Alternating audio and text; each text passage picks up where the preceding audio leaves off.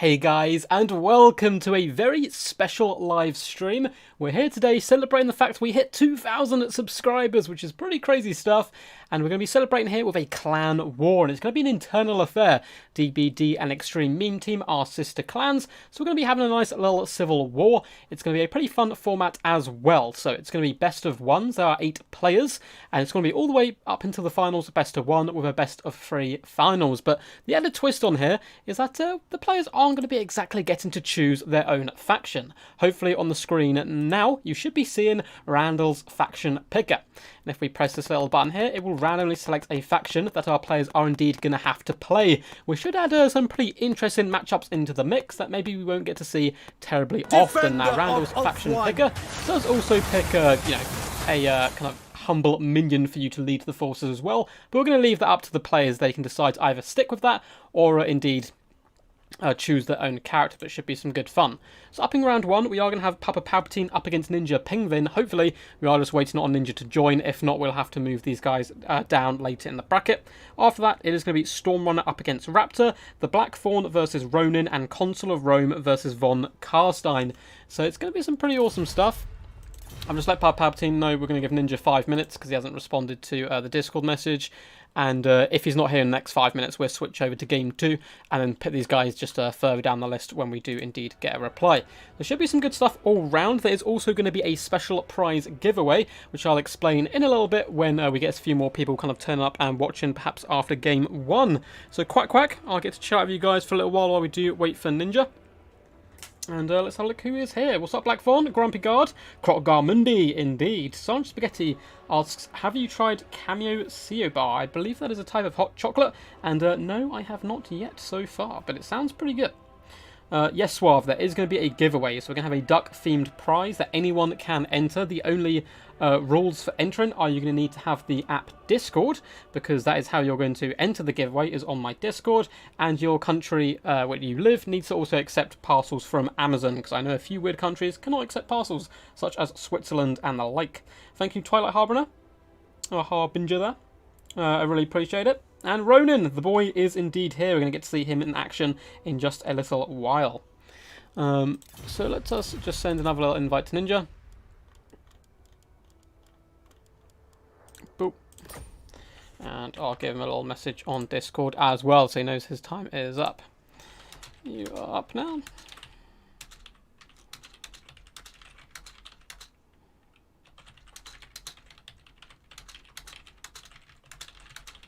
Cool, just send him a little message.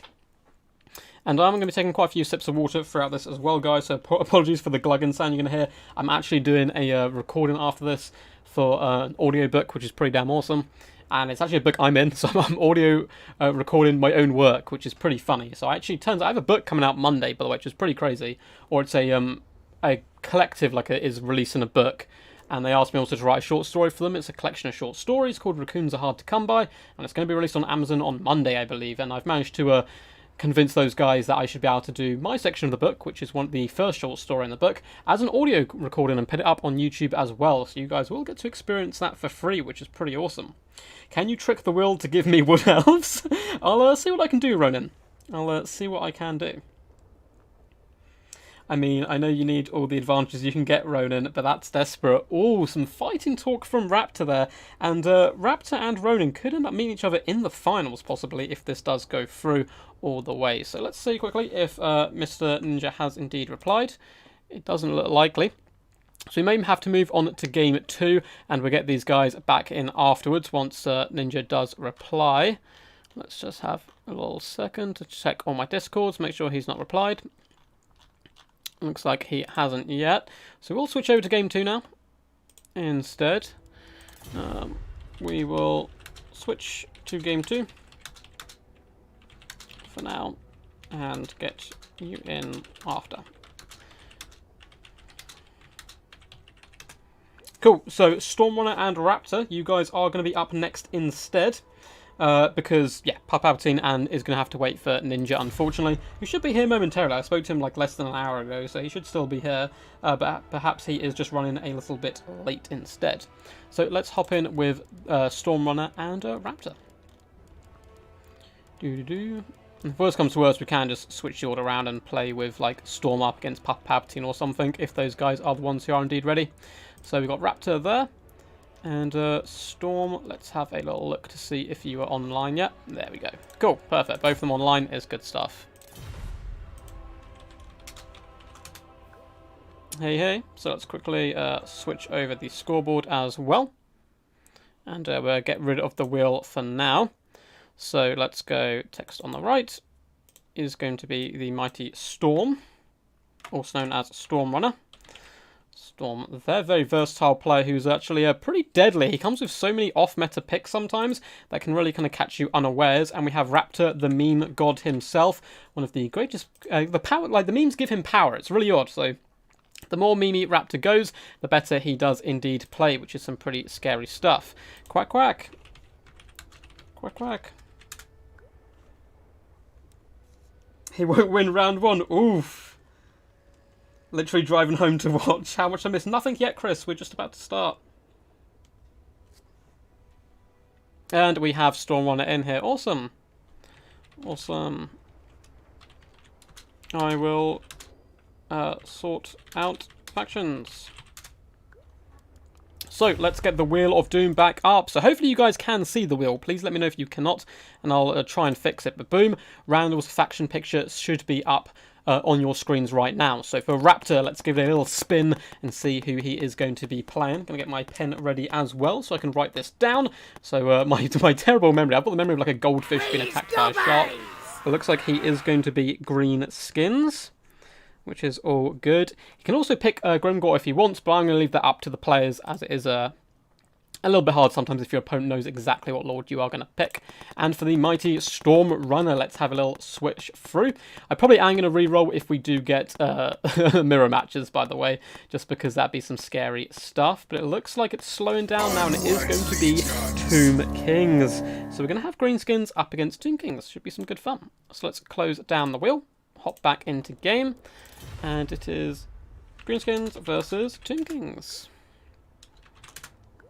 So apart from the crazy faction wheel and it being best of one and everything, it is normal tournament rules. So, you know, army limits and all that kind of stuff. Attacking rule is going to be in play, of course. What's up, Kelgar man? How's it going? Grimgor the best, indeed. Grimgor on a chariot, please. What's up, Scourge of the West? You are going to be playing in one of the later rounds today, also known as the Mighty Von Carstein. A scary faction indeed. Yes, good to see so many people here. What's up, Michael Creed? I did not make the wheel, no. Someone else did. It's called Randall's Wheel. I'll put a link in the comments in a second, probably after this game or at the end of the stream, and you guys can find out where it is, because you can also support the wheel as well, as far as like donations and stuff to them. I think it was like a project they did. I haven't looked too much into it, unfortunately. What's up, Chris? Unfortunately, this is a internal kind of clan war with XMT and DBD, as they are sister clans. So we're just having a bit of fun and kind of getting all these lads together. Mean God is damn right. Oh, I love the fight and talk. What's up, Amin? How's it going? Got some more cool Dark Elf replays on the way for you as well, bud. And Leo, quack quack, hello. Hello, Leo. How are you, man? So I'm going to give you guys a quick little glance at what the prize is going to be, and I'll explain how you enter it after this game when we've got some more people in, rather than having to wait. But let's quickly double check. So Ninja has yet to reply. That's fine, we can keep moving them down the list. But the prize, guys, dun dun dun dun, is going to be a Lord of the Rings themed duck. So you can indeed get Frodo, Gandalf, Legolas, Gimli, Aragorn, Galadriel, Sauron and Lurtz as a little rubber duck, which I think is pretty funny. And you know, it's fantasy based, so it kind of fits in with Warhammer. So you guys are going to be able to enter. It's going to be randomly picked at the end by my phone, in fact, who is going to be won, and you will be receiving one of these bad boys in the post. They are waterproof and do float, so you can have them in the bath or as just a nice little decoration, which I think is going to be some pretty funny stuff. I actually really want the Sauron one, so I may well order myself one anyway, as like a little prize to myself. But more on that after this first game. And yeah, it's going to be some pretty cool stuff. Sauron, indeed. And all the guys who are playing can also enter that competition as well. So yeah, it should be good. I knew the prize was a duck. Yes, yeah, you can get a Gandalf, Aragorn, Gimli. They're not all in that picture, unfortunately. That was the best quality picture I could find with 4 of them in, but there is like, 8 or 9. You can't get a Boromir one, which kind of sucks, but yeah. But yeah, guys, to enter, you're going to need Discord, so get ready on that. In fact, if you want to get ready now, you can join my Discord. There's a link down below. I'm sure one of the admins can post one to you. And you're also going to have to be in a country which does accept Amazon parcels, as that is how I'm going to be delivering it. Where do I find wallpaper with Quacked Elf? I'll put a link as well in a second to the Amazon page so you guys can kind of see the different prizes you can win and the like, which would be pretty cool. But yes.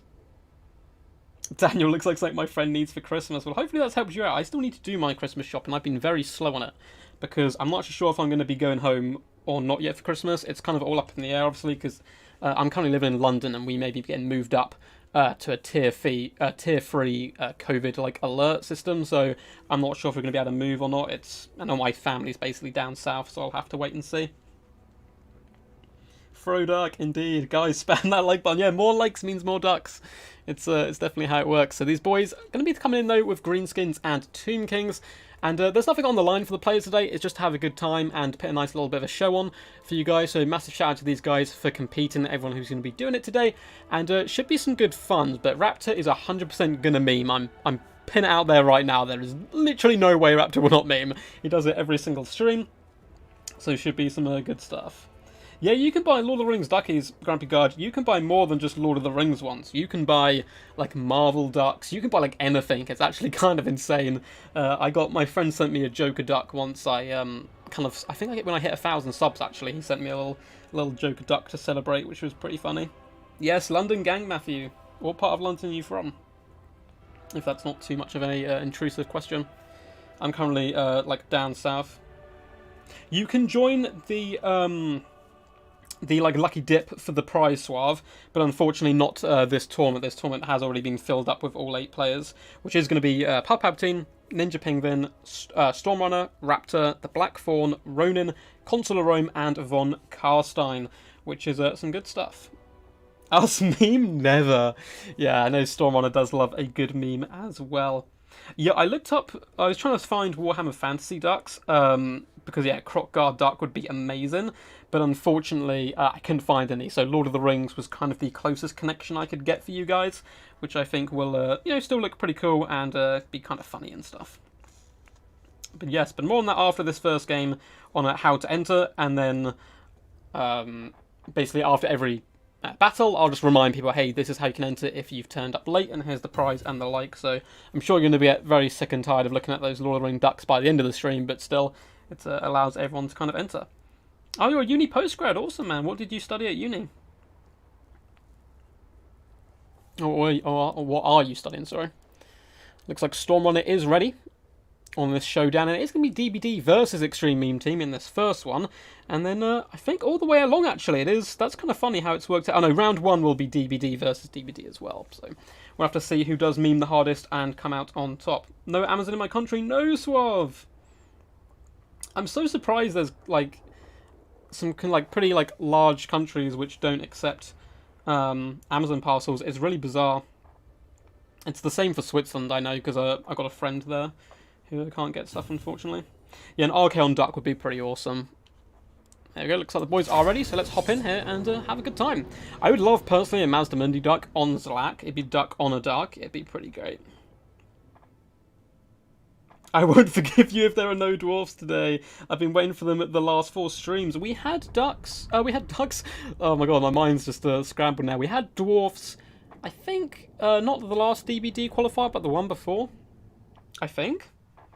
But it's hard to tell. The problem is with dwarfs, it's they get counterpicked quite heavily, and they're also a good counterpick faction, which means they get banned quite heavily, though. In matchups, you'd often see them in, at least in tournament sakes. But we are doing a random faction picker today, so perhaps we will see dwarfs, who knows. just so I won't have to play them. Well, unfortunately, the wheel can giveth and the wheel can taketh away, so we'll have to see if it is indeed kind to Ronan, who may be up next. We're simply just going to wait to see when Ninja does return, and we'll get back to that game one as well. If he doesn't turn up for whatever reason, and unfortunately something like has come up in real life and he's not going to be able to compete, we'll either try and get another guy to hop in quickly, or I myself can also compete as well. No dwarfs is a grudging, that's for sure. We need to get Sergeant Spaghetti back on here. We had a really cool showdown between himself and Grombrindle on the channel, with some dwarf-on-dwarf action, which was a real eye-opener, actually. I really like dwarf-on-dwarf mirror matchups. What a fresh way to pass Thursday before the weekend. That is right, Adrian. Hope you do enjoy, and hope it's a good time for all you guys. And tomorrow I'm actually going to be moving house, like back to my house, basically. So it's going to be a bit of a nightmare for me, but we should be good. And oh my god, Raptor is a god of war here for sure. And he has indeed gone with the lad, the mighty Grim Gore. We'll let him set up a little bit first, so we can actually go through his build properly. So in the front line, guys, we do have mass goblins, and in fact it does look like a bit of a goblin-themed build. The true champs of the old and new world. Goblins simply happy to be here, having a good time. Looks like we have a little bit of lag issues as well, but hopefully it will start to settle out, and it looks like it has as well, which is perfect stuff. Leading the charge, though, is going to be the mighty Grimgore Ironhide, the meme meister himself, and he's actually not that bad now. Bloodforged armor, Gitsnick, you're next. Get back here, and best of the best. It's actually a really good toolkit, and with the changes to Footlords, I think he's certainly going to be, a pretty decent combatant. We also have an Orc Shaymin coming in with Foot of Gork and Brain Buster for those big hits, and we have the Biggin, the Regiment of Renowned Rogue Idol, looking ferocious, can chuck parts of himself at the enemy, and is a bit of a pain to deal with some awesome animations. Look at that, holding his head up high, getting a little sneak peek. We do have double Night Goblins as well in a cheeky bit of a Vanguard, and then a ton of Skirmish Cav in the form of Goblin Wolf Riders. So a pretty cool build all round. We have some Squigs on this left-hand side, Durkit Squigs in fact, and then a load of Snotland Pump Wagons, including the Logie Bogie Spore Sploders, one of the coolest names for sure. As for the forces of the Tomb Kings, we do have Skeleton Spearmen mixed in with Kepper Guard in the central portion for a bit more of a hard-hitting force, and more Nekaharian Warriors as well, and Tomb Guard on the flanks. In the central portion, we do have the Blessed Legion with some more archers, but the real centerpiece here is the DJ himself, the Grand Hierophant Hotep. Probably butchered that name, but still going to be dropping those fat beats and those fat splash attack damages on the enemy, and he's protected by King Nekesh's Scorpion Legion. We also have a Necrotect Tomb Scorpion and Necropolis Knights as well to back up this formation. We do have one unit of Skeleton Chariots chevroned all the way up to triple bronze chevron, and apart from that, it looks like just some carrion. In fact, I didn't even know there was a Regiment of Renowned Carrion. What? I didn't even know this existed. Is this a campaign unit? I'm not sure. I may have forgot to take off campaign units, but who knows? We have the Flock of Jafe here, which is Regiment of Renowned Carrion, who seem to have magical and flaming attacks. Never seen them before in my life, which is a bit strange, as I am a Total War Warhammer YouTuber, but I don't play Tomb King, so perhaps they're just a unit we don't get to see terribly often. Good luck, have fun. Sounds good to me. So balanced power obviously is going to be dead center for now, and it looks like the Greenskins do indeed outnumber the slightly more elite Tomb Kings, but that is because we have just a ton of goblins, and yeah, these pump wagons and the like are going to have to get busy and start doing some real fat damage. Have a Debiggin as well, coming in with those fat rocks. It's going to do some pretty decent damage long range to the Tomb Guard. There's not much here designed to take him down. We do have consistent archer fire and the Knights, but that is about it really, so he could be a bit of a world beater. We'll have to wait and see. That's a campaign unit. Oh well, it's I'm sure Raptor won't mind. At least he picked a terrible unit anyway. Love to see it. And here we go, guys. So it looks like the Wolf Rider is going to be moving out to the flanks, which is a really good idea. Going to be popping up here, and these guys are going to need to shut down that Archer Corps to try and allow some of the heavier hitters to kind of survive here, Greenskin forces.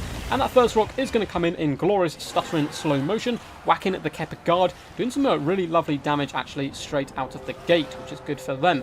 The DJ as well is going to be dropping some beats over onto the side, onto the Goblin Wolf Riders, who have moved their way around the left flank, quite happily just going to be trotting in here, and maybe trying to focus down the Skeleton Archers, get some free kills if they can, but the Knights are going to be popping over to the side to force them wide. In come at the Logie Bogies, spearheading at the Snotland Pump Wagon charge, straight through the Skeleton Spearmen, and trotting along quite happily, although they are now taking pretty big consistent archer fire from those Regiment of Renowned Archers and the like. It looks like they are going to be going straight in for them, though. Going to be doing some nice damage. And in the back come the Durkit Squigs, hopping on top of these skeleton archers and starting to make them crumble pretty much instantly. Is a really nice pick, as their bodyguards have pushed forward over on the left-hand side. The flock, though, has dropped down in an attempt to support, but the backline is currently a complete mess so far for the forces of the Tomb Kings, who have now pushed forward as well. Night Goblin's going to be charging in, screaming and roaring into Skeleton Spearmen in an ultimate wet noodle contest. Over on this flank, though, it looks like the added numbers of the goblins is really going to come into play. They could swoop round and get a rear attack into the Tomb Guard if they're lucky. Apart from this, we can see the Biggin is throwing quite happily, and Grimgor is getting his axe wet. Well, I suppose not. It's getting really dry because it is up against the undead. Coming in here and doing some pretty awesome damage as the war is popped, hoping to allow these goblins to go a little bit better toe-to-toe up against some of the elite Tomb King infantry. The rocks still come flying in, sending skeletons flying left and right as the Kepper Guard take pretty huge damage. Snarling pump wagons, though, have been left in a little while too long. They did shut down the archer presence, however, which is nice. And Brainbuster as well coming in doing some good work. But it looks like most of the pump wagons have been dealt with. The Tomb Scorpion comes in with these flaming flock as well, doing some pretty cool stuff. Apart from that, though, it looks like the Biggin is up to 34 kills, running low on ammunition. And over on this right-hand flank, Necrotech has been surrounded by a mixture of goblins and goblin wolf riders. It looks like he was doomed, but in come the knights here to support and pushing back the goblin wolf riders, doing some nice damage all round. And in come the elite Tomb Guard as well. And this is going to be a big problem for the Greenskins. They don't have too much to do with these elite troops apart from the Biggin, and he is starting to run a little bit low on ammunition. You can see a good surround coming in by Raptor, though. The goblins have managed to flank his spearmen, and it looks like they are indeed going to crumble. Durkit Squigs as well, still going strong. In the distance, Tomb Scorpion is being used to hunt down the pump wagons and force them off the field. Good diligent play all round there by Storm Runner. And it looks like the DJ as well, up to 184 kills. Very impressive stuff so far. As we can see, though, it probably isn't the best value, hitting down goblins and the like. But the Biggin coming in with the big old fat Kobe and clobbering a load of his own goblins. Classic Greenskin style. Tomb Guard, though, here are pretty much spent and done for as well. Looks like a bit of friendly fire coming in from both forces. I absolutely love to see it. The Durkit Squigs are being finished off here as well by the Carrion. Looks like they're not going to be able to escape too much. And the unit of full HP unit here of Necropolis Knights is going to be a big problem. Necrotech has also managed to survive here. Skeleton Chariot's going to be used to chase off the Durkit Squigs, getting good value. Don't want those guys coming back to the field. And we do have a Brainbuster as well. We're just going to do some nice damage to the King Nekesh's Scorpion Legion, although they are pretty much done for as well. So, you know, it's not going to do the most damage, not hugely bunched up, but they are starting to crumble and disappear here. Grimgor, still incredibly healthy, is going to be charging in, going straight after that Tomb Scorpion, looking to protect his Orc Shaymin buddy. And in fact, I lied. Grimgor's going to trot by his greenskin buddy, like, you know what, mate? You can, if you're not a true Orc, if you can't handle a little Tomb Scorpion. So I'm going to run off over here and get into the action. Now it's one-on-one. Now he will turn and engage. It's going to be interesting to see how Grimgor does indeed perform here. The Tomb Scorpion, though, maybe looking to pull out of this fight. Oh no, he's doing the rear attack animations, and this is a big problem for some single entities, where they like to turn their back and whack with their tails. The Carnosaur does it as well. It does mean they get hit in the back, which of course lowers their melee defense and the like.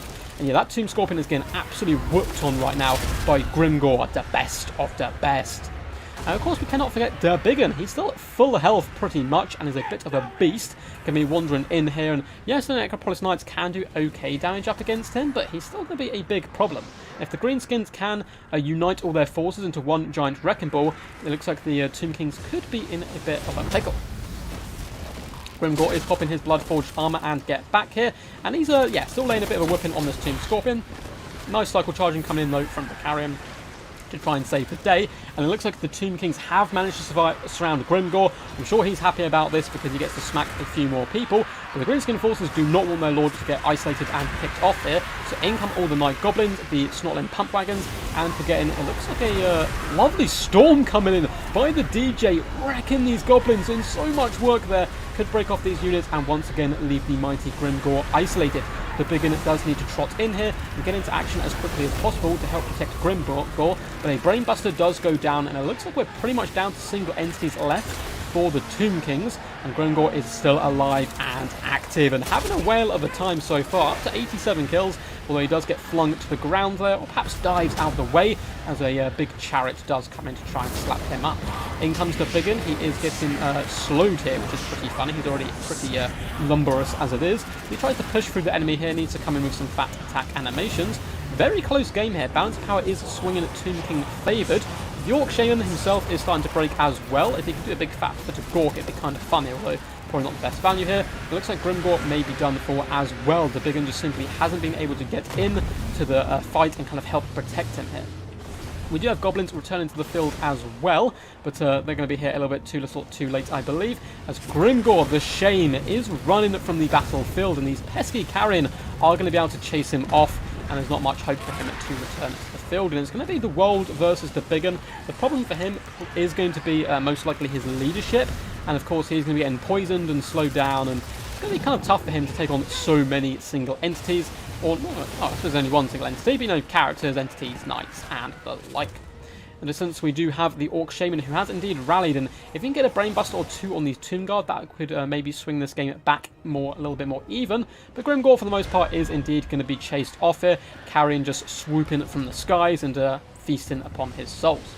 Grand Kotep here is doing some pretty decent work as well, up to 323 kills, done over 20,000 damage, has really helped clear out the chaff of this greenskin build, as the Biggin trying his best here to take down the enemy. A War has been popped as well, going to turn into an absolute wrecking ball, up to 97 melee attack, and he's going to be a scary foe indeed, but it looks like his leadership is very close to breaking here. In fact, it's minus 84, and it looks like the greenskin hordes are done for there. Pretty awesome game by both players, bringing some wild units. Grimgor having a whale of a time, not getting the best damage value, but doing some huge damage regardless, and doing some pretty good work. Also, I just had a message from Ninja saying he's ready, so we will go back to that game in just a second. And the Biggin as well, not making it too much value back, but still doing big damage across the board. And if the Greenskins could have united their forces there in the late game, stacked on top of each other, had Grimgor and the Biggin fight back to back, I think they would have been in with a great shout. But the DJ himself doing some fantastic work, and the very sneaky Flock as well coming into play. So GG. Oh, it looks like a Stormrunner auto-gen, and that's why we had that unit. That's fine. Good stuff. I'm not sure if both players auto-gened, because... Oh, no. I'm not sure if both did, or Raptor said, hey, let's auto-gen, and then didn't, and let's Stormrunner auto-gen.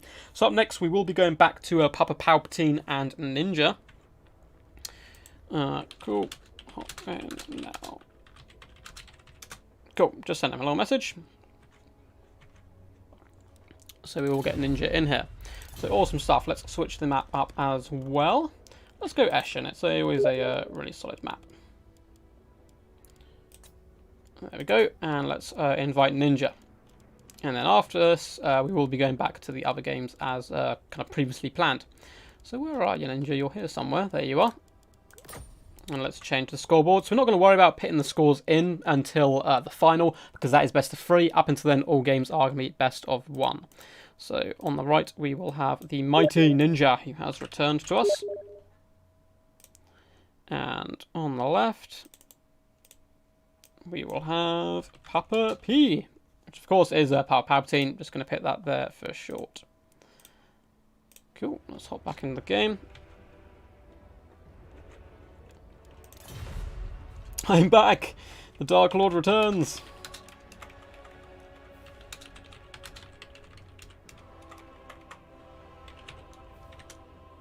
So once we get Ninja in here and start the matchups, I'll let you guys know how you can indeed win the prize, and we'll go through all of that, and I can chill out with you guys in chat a little bit.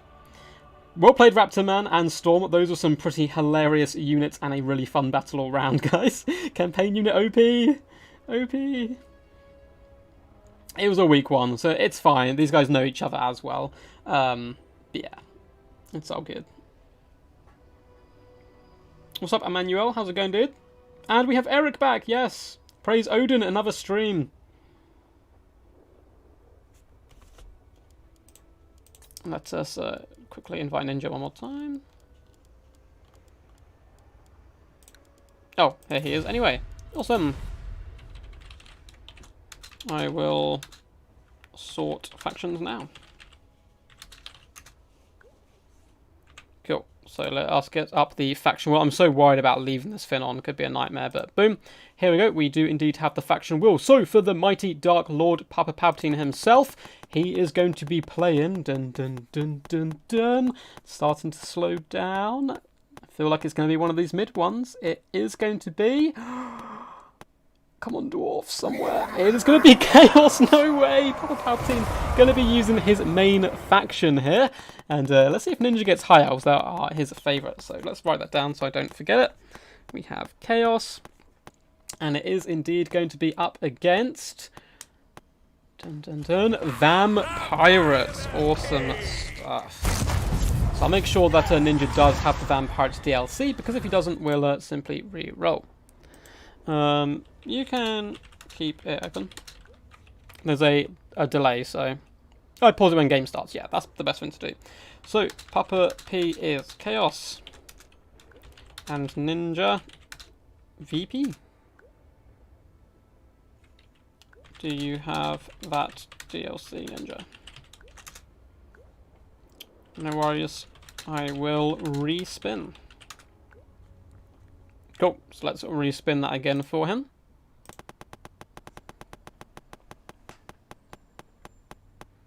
And see who we get. And it is going to be... Dwarfs! We do indeed get to see some dwarf action. I'm sure some of you are going to be super happy about that. Dowie!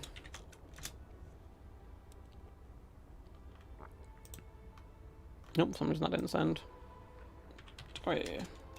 Oh, just send it a little late. That's fine. Oh, that's because Papa Palpatine dropped out, unfortunately. We'll get him back in a second. Should have brought the Mortis Engine Spider. Yeah, so we get Chaos versus Dwarf. Should be some good stuff all around. So, hopefully Papa Palpatine will be back in just a second. I was disconnected for some reason, but he'll be back. Papa will win. Sad faces, Gorg, Yorg. We'll have to see. Chaos up against Dowie is an interesting matchup all round. I think it's relatively even. It just depends on how experienced the players are. What's this? Even if the walls are breached, it would take thousands, tens of thousands, but my lord, there is no such army. Do. The new power is rising. Its victory is at hand. Oh, I love it. Yes, the stunted ones, Kazakh. Oh, I'm not going to be able to say that. Kazakh. Must you use said lord, or can you change? You can change lord. You do not have to use the same lord. Because it's a little bit unfair if people know who you are on the way in. Let's quickly check Discord, make sure Papa Palpatine's fine.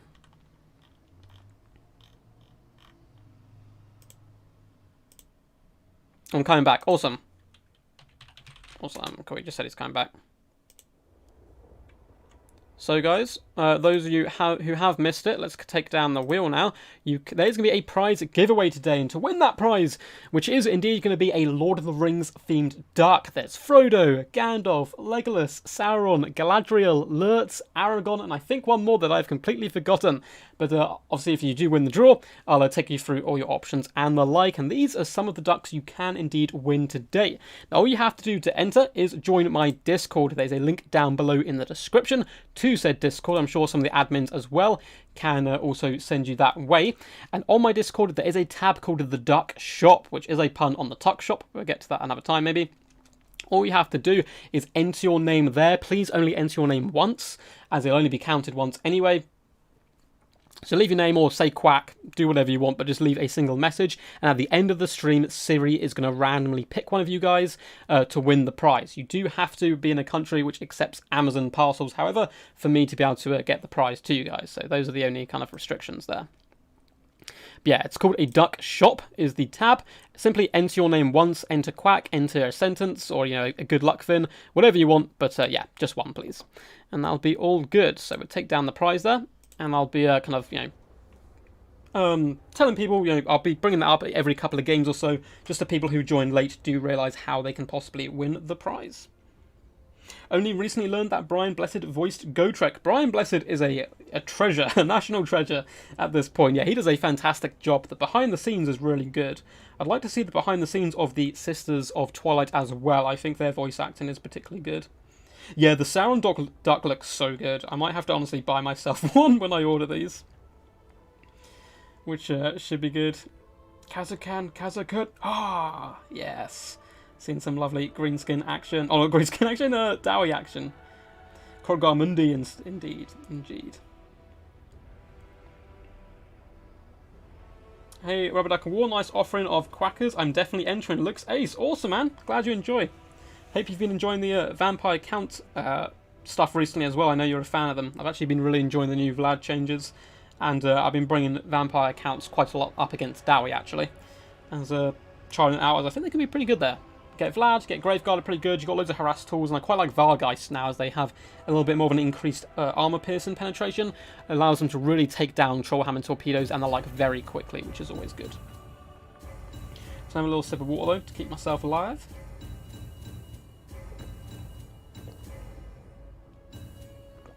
Oh, good stuff. Grudge number 7,883. I've also avenged a few grudges I feel. I do play Dowie fairly consistently. Not the best Dowie player, but I have some pretty fun builds I think which can work now and again. I have a really cool fire build to take up against Counts actually, which can work pretty well. I like the Thane with the item which gives fire weakness to everything around him. Combine him with Warrior's Dragonfire Pass and like some fire drakes behind them. It works really nicely. Oh, good to hear, Coffee Man. Good to hear, man. Hopefully you've been having a lot of fun with them as well. With the latest patch and changes. It's so fun playing with Footlords now. Like, having them actually... You know, there's still big advantages to being like a flying lord or a lord on a horse. But the fact you can actually bring a Footlord now and not just get horrifically bullied is actually really fun. And I've been having a load of fun with like Vlad and Ungrim and the like. Looks like these two champs are ready to rumble. So in comes Palpatine versus Ninja. And the winner of this will be facing Storm in the semi-finals as well. But before then, we will have the Black Fawn up against Ronin and Consul of Rome versus Von Karstein, which should be pretty cool showdowns all round. What's up, Aldelmo? How's it going, dude? We do indeed have a kind of clan civil war. So it's DBD and Extreme Meme Team all chucked into one. It's going to be best of ones all the way up until the finals. So we got 8 players. And in the finals will be best of 3. And the factions are randomly given to them as well. Of course, they won't play the same faction twice in the best of 3 or anything like that. Go, Palpatine, go! Get up, Mule, man. How's it going?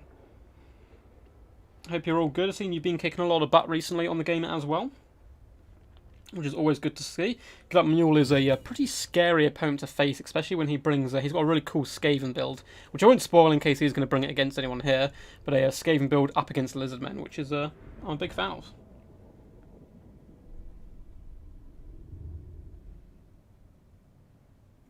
No, Gorgyorg plays Dwarfs like a lot. I think he mains Dwarfs. Yeah, Footlords still suffer versus Mega Speedy builds, 100%. There's not like they're all of a sudden like this amazing great fin. It's just in certain instances they're no longer like terrible, which is nice. Yeah, the Skaven Packmaster on his little Brood Horror is incredibly quick. I much prefer that than a basic Brood Horror, simply because of leadership reasons. But they can be countered as well. They are really squishy, so if you've anything that can shoot them, you can take them down very quickly. Although they will obviously keep escaping and coming back from them as well, which is scary stuff. Oh god, I missed so much. No, Chris, you've only missed one game, bro. You've literally missed one game. It took us a little while to get going. We had to like switch over and stuff between players. But yeah, you've just missed one. It was an awesome game though, for sure. I'd better see Sigvald on the field. We'll have to see who Palpatine has brought. I'm hoping for a wild Kolek pick, personally, but... We'll have to... I mean, Kolek against Dwarfs is pretty wild. I feel like he's going to get absolutely butchered. I mean, he'll squish them, but Thunder of Fire, Slayers... There's a load of answers to large creatures when you're Dwarfs. And I think Sigvald could be pretty good here. He's just very tanky. He can get in there and slowly grind out the enemy, which is something you have to do up against Dwarfs. Like, it's going to be a grind fest. You can't just bomb rush them and hope to achieve victory. So, for the forces here of the mighty Papa Palpatine, in the main battle line we do have Chaos Marauders mixed in with Chaos Warriors, all of which, of course, are going to be equipped with great weapons to give them that added AP to take down those armoured stunties. We also have some Chaos Armored Trolls, which is awesome to see. Don't get to see these guys too often at all. They have some really awesome models, and it's such a shame that we don't get to see them. So we have 2 Chaos Trolls on one flank and another Chaos Troll on the other. Actually looks like 4 all round, so they'll obviously be redeployed in a different position, no doubt. We also have Marauder Horsemen, 2 units of those for a little bit of skirmish. Now, you may be wondering why bring skirmish cav up against dwarves, but these guys can really pester slayers quite nicely, get into the back line, and be a general nuisance. For the leadership core here, we do have a Chaos Sorcerer of Fire coming in with Cascading Firecloak, Fireball, as well as Flamestorm. Hell yeah, it's going to be awesome to see that in action if he can get a big hit. We also have the basic Chaos Lord, I would argue the worst of all Chaos Lords, so it's going to be very interesting to see how he gets them to work. Coming in with Stand or Die, Pendant of Slanesh, which gives him a huge boost to his speed and melee attack, and Dark Fire of Chaos is the name of the breath attack. And yeah, Chaos Dragon, not something we see terribly often. Again, another really awesome model. The twin-headed dragon is a ferocious beast indeed. Now, for the forces of the Dowie here and the mighty Ninja Ping Vin, we do have bad to the bones Ironbreakers in the front line. 2 units to be precise, and the recently improved Giant Slayers. These guys are a bit of a menace now. They can really pin in large units and hack them to pieces. Originally, I only really liked them up against enemy dwarfs. But yeah, these guys pack a pretty big wallop. We do indeed have the Slayer King himself, Ungrim Ironfist, one of my favourite dwarf characters lore-wise, and I like to bring quite a lot as well, and he's certainly quite a bit better as well now. Axe of Dargo, Red Ruin, Deadly Onslaught, Foeseeker, and Deathblow bringing all the goodies today to really try and drag down that dragon. That's what I want to see, Ungrim on dragon action. We also have a Runesmith coming in with all his runes, as well as a cannon in the central pocket. Backing up all this formation, we do have more Dwarf Warriors as well. Quite an interesting formation here from the Dwarves. I suppose relatively layered, although the cannon at the front is a bit of an odd choice. But still, we also have a load of Thunderers in the back line here. It looks like they're actually getting redeployed here. But we do have 1, 2, 3, 4, 5 units of Thunderers looking to bring the pain. So a lot of troops to protect, though. We're going to have to see if you can do it up against the forces of Chaos. So good luck to these guys. Should be a good showdown. So cool and little, the Troll King. So, should be some good fun. It looks like he's in fact redeploying all his forces here. So yeah, cannon is going to be falling back, and the Giant Slayers and the like. But it's going to be interesting to see how well the Ironbreakers do hold up against all these AP troops. Now, those blasting charges will destroy Chaos Marauders very quickly as well. So if they can get those blasting charges off and going strong, which unfortunately doesn't always happen with units like this in the front line. They kind of get one blasting charge off, and then the battle starts, or like the army kind of crashes into them, and they don't whip out the second unit. So, be interesting. Papa P back at it again, indeed, Slayer. Papa P is coming off the back of a very impressive run yesterday. It's arguably the best maybe not the best I've seen him play, but like up there, like a top like 3 performance or something from him that I've seen. I've seen a lot of good performances from him. In yesterday's Death Before Dishonor. I won't obviously spoil like how far he gets and stuff for anyone who hasn't gone back and seen it yet. But yeah, I'm working on a Gorse build with tons of speed and mobility buffs and a ton of enemy speed debuffs. Sucks so far, but I'll get there eventually. I love it. That sounds like a build I would enjoy for sure. Auto-gend, that is all I say about how serious it is. Yeah, it's all kind of there's no like prize on the line for this tournament. It's just having a good time. Of course, all the guys playing can enter the prize giveaway as well. Those, but yeah.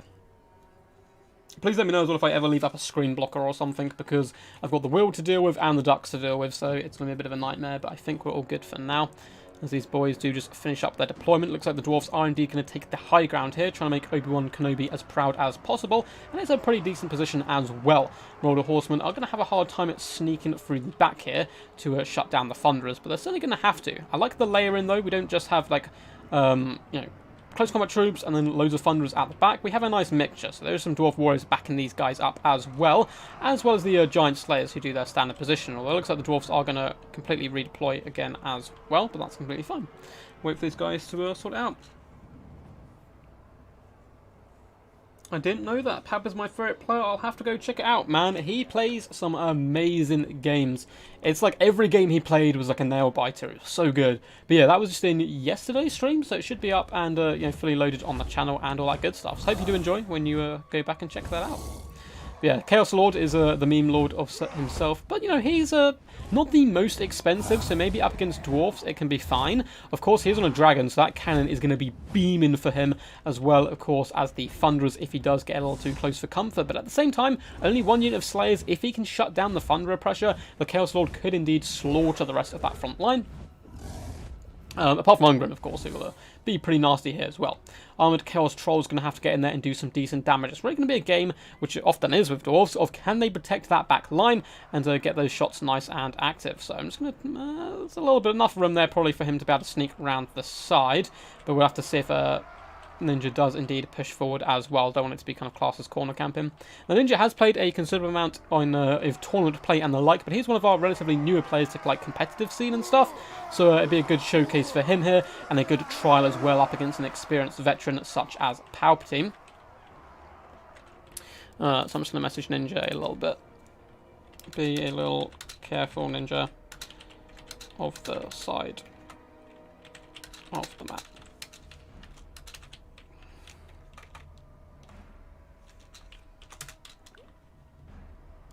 Cool.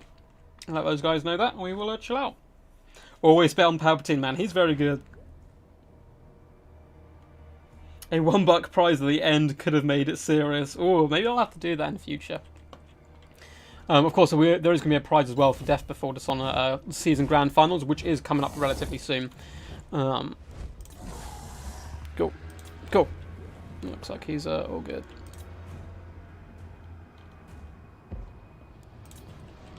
Cool, looks like, yeah, he's hopefully going to be pushing forward here a little bit. So cannon fire is coming in now, and it looks like it is immediately going after some trolls, clobbering these guys in the face, and that guy taking it like an absolute champ. However, he's going to be getting back up into the sky, onto his feet, and regenerating up as well. So he should be completely fine. And yeah, it's a little close to the edge, so we'll have to see if he does advance forward a little bit with his flanking troops. But at the same time, it's not like he won't be able to actually get through and hop into the gun line at least, which is nice for him. Small cannon fire is coming in. Once again, it's still going after the trolls, but fantastic positioning by Palpatine is hiding behind this tiny little rock, which is pretty hilarious stuff, and should offer a little bit of protection at least as the rest of the Chaos Forces do start to move forward now. This is always one of the problems in a map like this, where there's a hill on either side. You kind of have to commit to the middle portion of the battlefield, and it takes a little while longer to close that gap on the enemy, allowing cannons and the like to do more damage. But nice play by Ninja here. He's going to be switching targets to the second unit of Chaos Trolls, which, because the first one did hide behind that rock, but it looks like they're all going to be moving over to this left-hand side, looking to do a bit of a troll overload on either flank, which is good to see. Now, the Chaos Marauders are going to have to be a bit careful. They do not want to engage with the Ironbreakers immediately, because those blasting charges will tear them to pieces. It looks like the Chaos Warriors have been given the go-ahead to push forward a little bit more. Chaos Sword as well is just going to be laughing over on this side, maybe trying to distract the cannon and be like, hey, look at me, shoot me instead of my precious trolls, and to distract the Thunderers as well. Cannon is going to be pounding down at those trolls in the distance, who are suffering quite badly now. They are just about going to recover their leadership here as well. Only lost one model though, so if they can shut down that fire early on, he should be pretty good. Huge breath attack coming down the line on those Ironbreakers, the elite of the elite for the Dowie there, suffering about 50% health. However, the Chaos Lord took a bit of a pounding in retaliation from the Thunderers and got down about a quarter health himself, but still a pretty good trade. In comes a fireball. It looks like it is going to be aiming straight after one of those cannons. Makes a clean connection, but does not drag down the mighty war machine, which is bad news for the Warriors of Chaos here. Troll's quite happy at the moment, going for a big flank and just, you know, laughing and coming around the sides. Chaos Lord is going to be floating out of Thunder of Fire and probably hiding behind this hill in case the cannon does indeed turn to engage. It looks like the cannons are starting to realign at their sights as well. Thunder is putting pressure now on the Chaos Marauders with great weapons, but there's not too much protection on this side. These Dwarf Warriors need to push up and kind of shield off some of these units, or the back line could get very messy very, very quickly. In come the blasting charges, but they're hitting heavily armoured Chaos Warriors instead of the more lightly armoured Marauders. Means they're not going to do as much damage, but still, it's free retail. It's free damage, doing some pretty good work, and it looks like they're going to get off all their blasting charges as well, as it's really mucked up their charge animations. However, on this flank, it is in a bit of a Dwarf defense in disarray, as the Chaos Marauders do start to push into the back line. Thunder's desperately trying to pull back as quickly as possible, as more Dwarf Warriors and Giant Slayers do start to form ranks to try and hold back this new tide of chaos. We are going to see perhaps a Flamestorm coming down on top of these Thunderers, and is it well timed? Yes, it is! catching those Thunderers straight in the face and gloriously going down the line, and it's actually kind of running with them, which is pretty funny. And yeah, these Thunderers taking an absolute pounding right now. Lovely cast there as Chaos Trolls do use their mass to push through the front lines and start shutting down these Thunderers who are now starting to run from the field. Over on this flank, Dwarf Warriors trying to hold back the mighty Chaos Marauders, but with Chaos Trolls nearby, it's going to be a little bit tough for those boys. In the back line, some nice Thunderer fire is coming onto the Chaos Lord, punishing him for the absolute rage of coming in here and hunting down the Thunderers, but he has managed to terrify them and rout them off relatively effectively, and now Chaos Trolls have managed to push into the back line as well, and it looks like the Chaos are starting to swarm Dwarfs relatively well, but this does happen every battle, and it's all can the Dwarfs bring it back? That's kind of the main thing for them. Ironbreakers going strong in the front line, but they are engaged with Chaos Warriors with great weapons, coming with some lovely swinging animations, hefting at those mighty great axes and piercing the Ironbreakers' thick Grombrel armour. More Thunderer fire is coming in, though, starting to pepper down at the Chaos Trolls. Looks like he's managed to break them off with the help of the Giant Slayers. We've had to lower their expectations a little bit here from hunting down Giants to hunting down Trolls, but still, they'll be happy enough regardless. They've also beaten back some Chaos Marauders, so lovely play there with those Giant Slayers. However, in the back line, Chaos Trolls are having a field day hunting down Thunderers and just doing some pretty huge damage, and now the Marauder Horsemen have managed to pop in here, and they're going to be used to focus down at the Giant Slayers, which is a good pick. The mighty Ungrim is chasing after the Chaos Lord, who's struggling to get out of there. Rune of Wrath and Rune has been popped on him.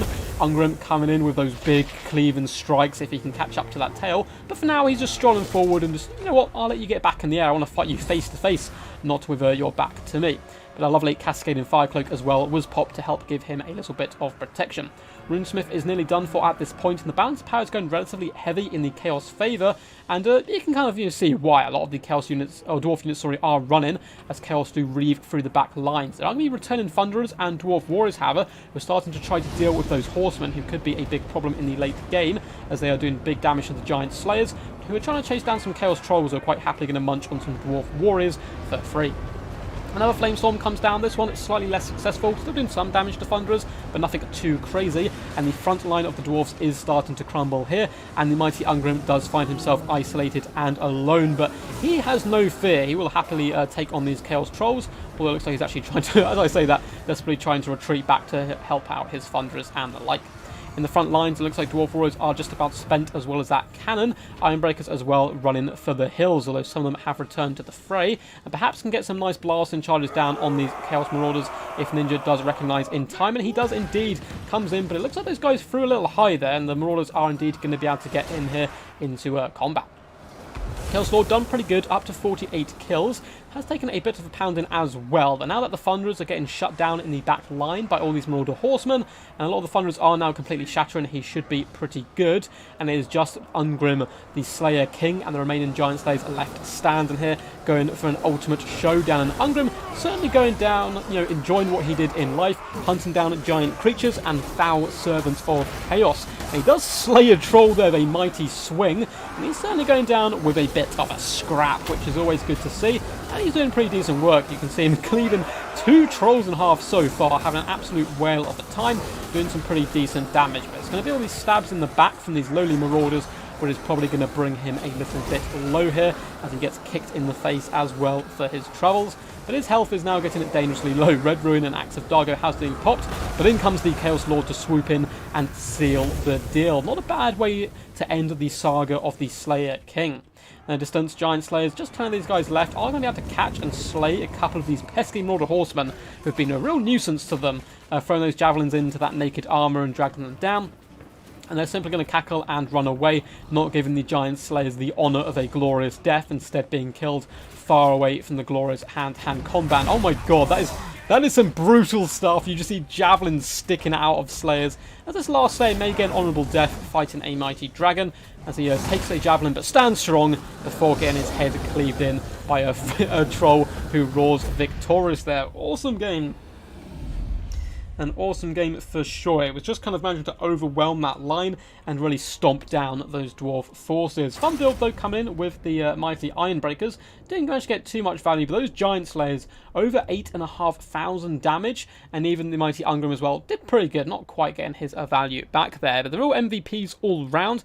Got to be just the Chaos Lord for bringing the Chaos Lord. Still managed to get, 1,469 damage value. Pretty decent damage dealt as well. That big Briff attack early on really cursed that dwarf front line. Some nice flame storms coming in as well by the Fire Sorcerer. GG. Man, Chaos Dragon looks so cool. It really does. GG. See you in the semis. Cool. So up next, we will be having Consular Rome versus the Black Fawn versus Ronin. Sorry, afterwards we'll have Consular Rome versus Von Karnstein. So Black Fawn, Ronin, if you guys are watching, feel free to join the lobby now. Password is 123. Let's change the map up a little as well. And go to Aldorf Outskirts. It's a really good fun map. Fungrim barely made half his cost, and a lot of it was at the end there, killing those Chaos Trolls. Yeah, he couldn't quite get on the greater units, unfortunately. Yeah, Great Weapon Marauders are pretty nice here. You had to avoid the blasting charges, which you did very well, using the heavily armoured troops to take those charges instead, and then they can get in there, swarm, and really shut down the enemy. We've seen Black Fawn and Ronin both come online as well, which is good to see. So, looks like Ronin is going to be the first to join, under the name Sisters of Twilight. Hey. We'll be seeing a replay up on the channel soon of him as well. But let's quickly change the scoreboard. So it will be Black Fawn on this side.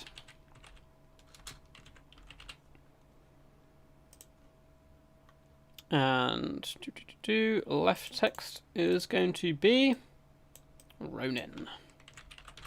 I've had Ronin on the channel for some time now. Very good competitive player. Very nasty with the Wood Elves as well. And that was pre-DLC. So now I can only imagine what horror awaits all of us when the battle does get in deep. So, cool stuff. I'm just checking my Discord. Looks like we are all good. And the lads are in. Hey. Hey, I'll just sort out factions. Cool, so let's get up the Wheel of Doom for these guys. There it is, boom. And let's give it a little roll, see who Ronin does get. So we're going to, of course, go Ronin first. And he is going to be... Vampirates. So we get Vampirates for Ronin, if, of course, he does have the DLC. Which we'll have to check. And for the mighty Black Fawn, we'll see how he gets as well. If, of course, it does land on a mirror match, we will be re-rolling Haver. Looks like he is indeed going to get High Elves, and I think he plays High Elves quite a lot, so pretty fun matchup this one in general. I think it's relatively well-balanced as well. So let's quickly close that and move the wheel out of view. So it is going to be VP versus High Elf. Gimme, gimme, gimme. Please no elf for me. Oh no, it looks like Black Fawn didn't actually want to play elves, but he is going to be High Elves. Neither of these players wanted these factions. This is great. What lord? You can take any lord. You can take any lord. I'm not going to force the players to pick specific lords.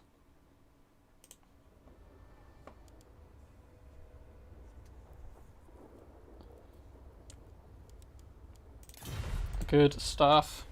So guys, if you do want a chance to win the giveaway today, because I know the players who were playing just then probably haven't had a chance to enter yet either, if you'd like to join my Discord, there's a link in the description down below, and on there is a tab called the Duck Shop. All you need to do is put your name in there just once to be in with a chance to win a Lord of the Rings themed rubber duck. The only other thing you need to be doing, I suppose, to be with a chance to win the prize is be in a country which accepts parcels from Amazon. So that's about it. you get what you're given. Stormire having none of this swapping factions around. Nothing makes me happier than seeing Dowie losing and Skaven winning, says Leo. Well, unfortunately, no Skaven here so far, but we have had some Dowie losing, which I'm sure is good fun for you. Ronin, good and competitive? Sadly, yes. Begrudgingly there from Raptor, which is pretty funny stuff. Slosher would be cool. The draw is happening, Matthew. It'll happen probably on the final game of the finals. So it'll either happen, like, during the finals, or just before the finals, or just after the finals, around that time, roughly. I will do a big announcement voice, yes. Remind me at the time, I will try to do a bigger announcement voice. But that's all you need to do, intro, guys, is actually join the Discord and just say anything, put your name or put a statement in the Duck Shop tab, and at the end of the stream, we'll get you guys going. Raptor. Ronin playing Coast, he's definitely going to steal my builds. You'll be proud to know, I think you actually saw it, I seem to remember you being there, but Palpatine brought Depth Guard polearms in a recent tournament, and made them work pretty well. I do like the fact that they've been buffed. That's good stuff to see. So I'm just going to have another little sip of my drink. That is the good stuff to keep myself alive. Celestia plus Depth Guard Rush. It has to happen. Message him, Palpatine. Message him. Plead. Plead for his life. Yeah, Ethereal was such a mixed bag. I agree. It's why, with the Regiment Renowned Great Stacks, a lot of people are kind of freaking out about. I don't think they're quite as powerful as people think they are. They are very good. I do like them, but they're very risky.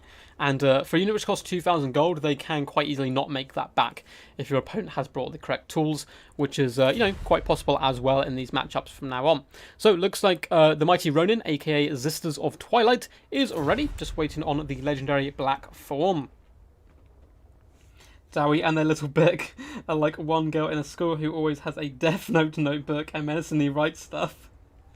Oh, that's funny. Although you do actually like the Book of Grudges. Yeah, the Book of Grudges is a really cool lore mechanic all round, in fairness. Vex is rooting for Ronin here, saying he is indeed his brother. Is he like your blood brother? Or like metaphorically your brother? But he is rooting for the legendary Ronin. He's a good guy to back as well. He's pretty successful in tournaments. 1 sec, please. All elves look the same to me. Black Fauna, certainly not a big fan of the High Elves. And this is kind of a fun kind of offshoot, I suppose, of what happens in these type of tournaments, where people are forced to pick factions they don't normally play. You get to see a lot of off-meta builds because they don't know how to play those factions, despite the fact they may have, you know, the micro and the kind of the game knowledge. If you don't play a faction enough, it is sometimes a little bit hard to use, and you have to kind of quickly on the fly adapt to it a nice little bit. Same with these dead fins. Oh, it's so good. Cheers from blind cat Nakai as he joined to listen a bit. But you have a cat called Nakai? If so, that's amazing. Yeah, Palpatine, you are going to be in the second semi. So basically what's going to happen is, because the next game, whoever wins between Consul and Von Karstein will be moved into the semis, we're just going to have the winner of this game face the winner of that game, so we don't have to move around too much. Then afterwards, it'll be you versus Storm, and then we'll have the best of 3 finals.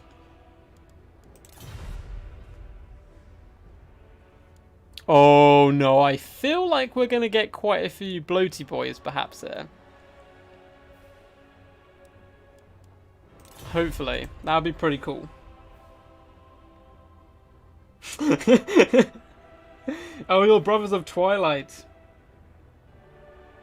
That book is anything but little. Yeah, the Book of Grudges is rather hefty, but I think most dwarf holds have their own book, don't they? I don't think, like, it's not like all grudges go into the one book. I think that's just for, like, big grudges or grudges done against the king and that type of thing, or, like, the dwarves as a whole. But I think most, like, dwarf lords have their own book. I'm ready, mate. Awesome. When these guys are really up, we'll be good to go. You have a corgi named Gotrek and a bearded dragon named Krotgar. That is awesome. That is amazing. Krotgar as a bearded dragon is something I could really get behind as well.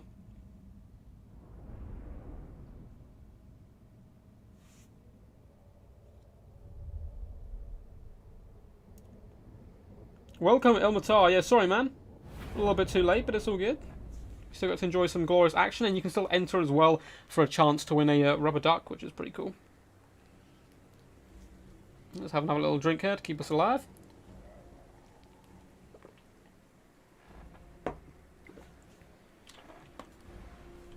As we do, let the players load in here. So this glorious map, Altdorf Outskirts. The Elves have rallied the forces here to protect the Imperium up against the undead legions, or perhaps the vampires are what remains of the Empire, and they've actually come out from Altdorf to kind of serve these High Elves and these pointiers what's good for them. I say this every single time I hop on a map like this, but who lives here? Why? Why would you live? I mean, maybe it's the stables, perhaps? Doesn't look like any doors they would fit a horse in, but there is plenty of hay. But it's just such a terrible idea. Just live within the city walls.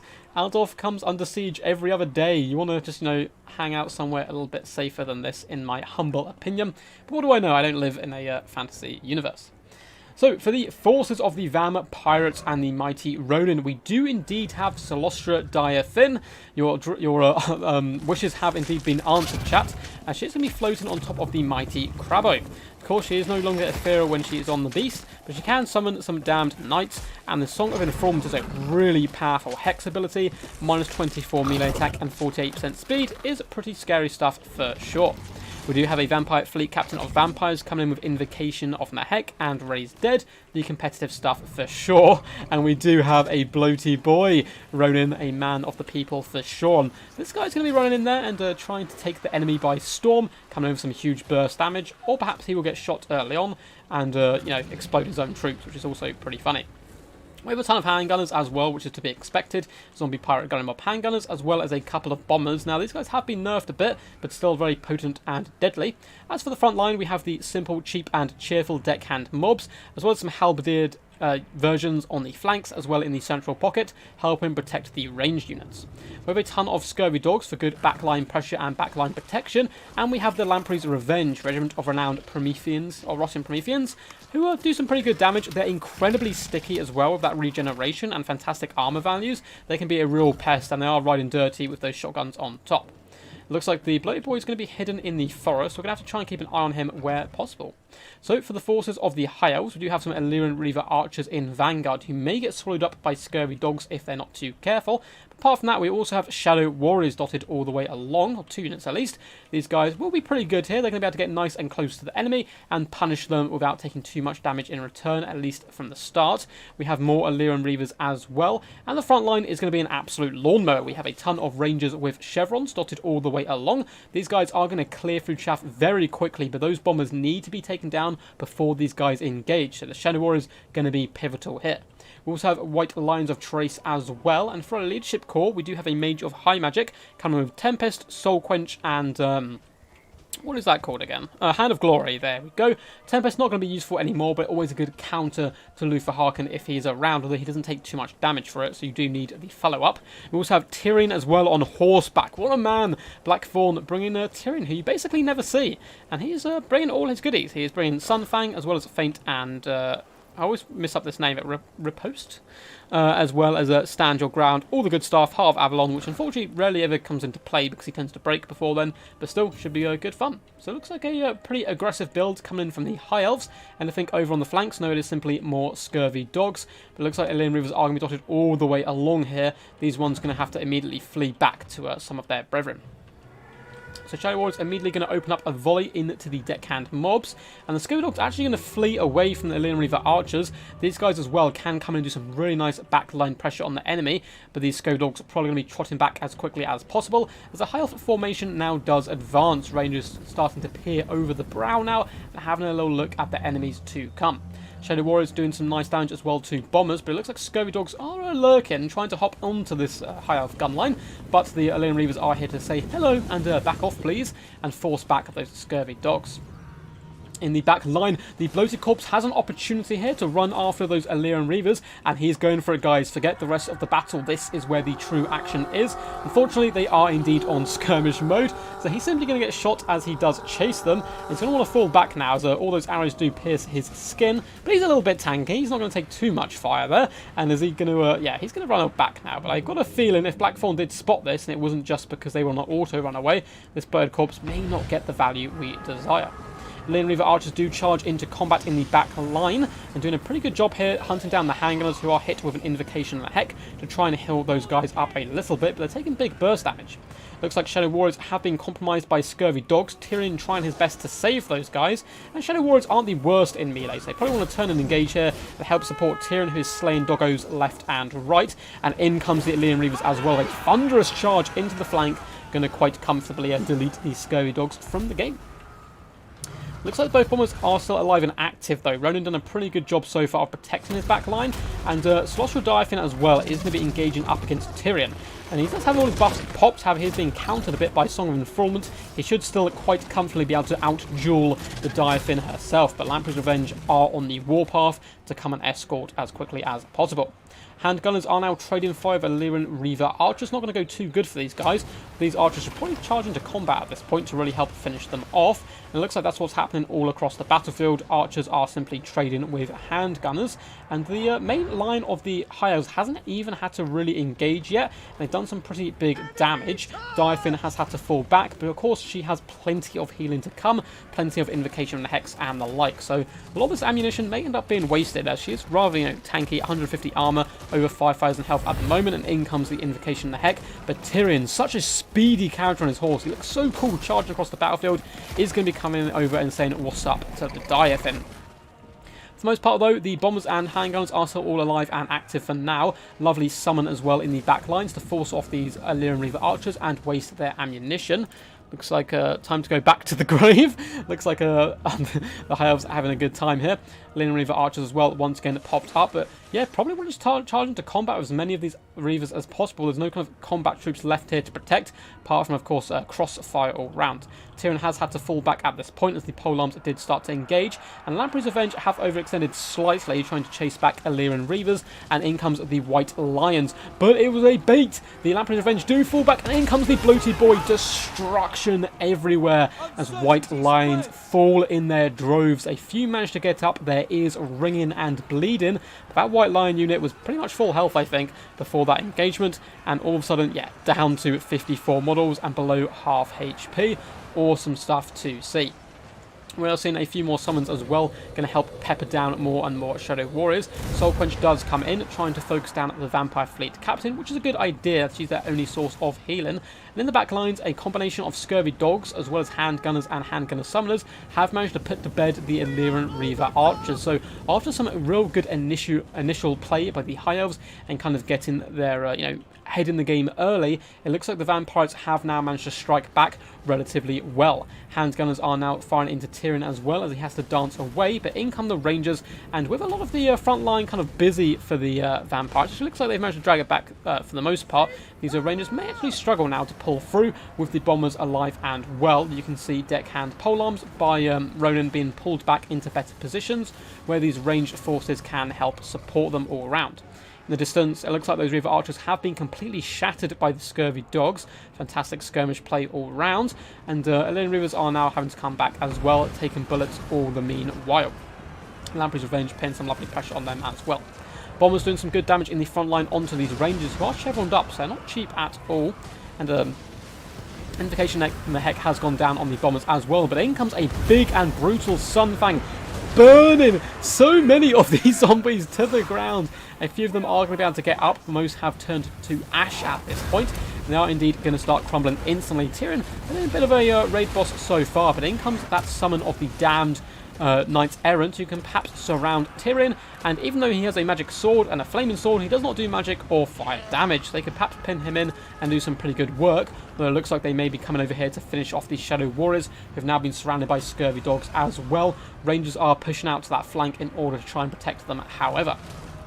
Looks like the handgunners having a whale of a time though, unleashing shot after shot into the white lines of trace, doing some pretty damage all round. And the Rangers are clearing up, lightly armoured troops, but that's not going to really get them too much value. And in come the Lamprey's Revenge, clawing and snapping at these pointy-eared Elflings into an early grave. Unfortunately for them, we can see heads bouncing down the hill, which isn't too good for the Rangers at all. Yeah, Lamprey's Revenge pretty much untouched at this point. There's not that much left on the battlefield which can take them down. Tyrion is going to have to put this game on his back a little bit, I think, here, if the High Elves are indeed going to win this. But White Lines of Trace as well can do some pretty decent AP, and the back line is relatively compromised here, although pretty much mainly by Tyrion. Another Sung fan in this location could do some huge damage, but no doubt it is still recharging here. Sloster Dyfin has taken huge damage across the board overall. You can see she has had to regenerate a pretty hefty amount there, so it looks like she's done up to 3,700, which is pretty huge.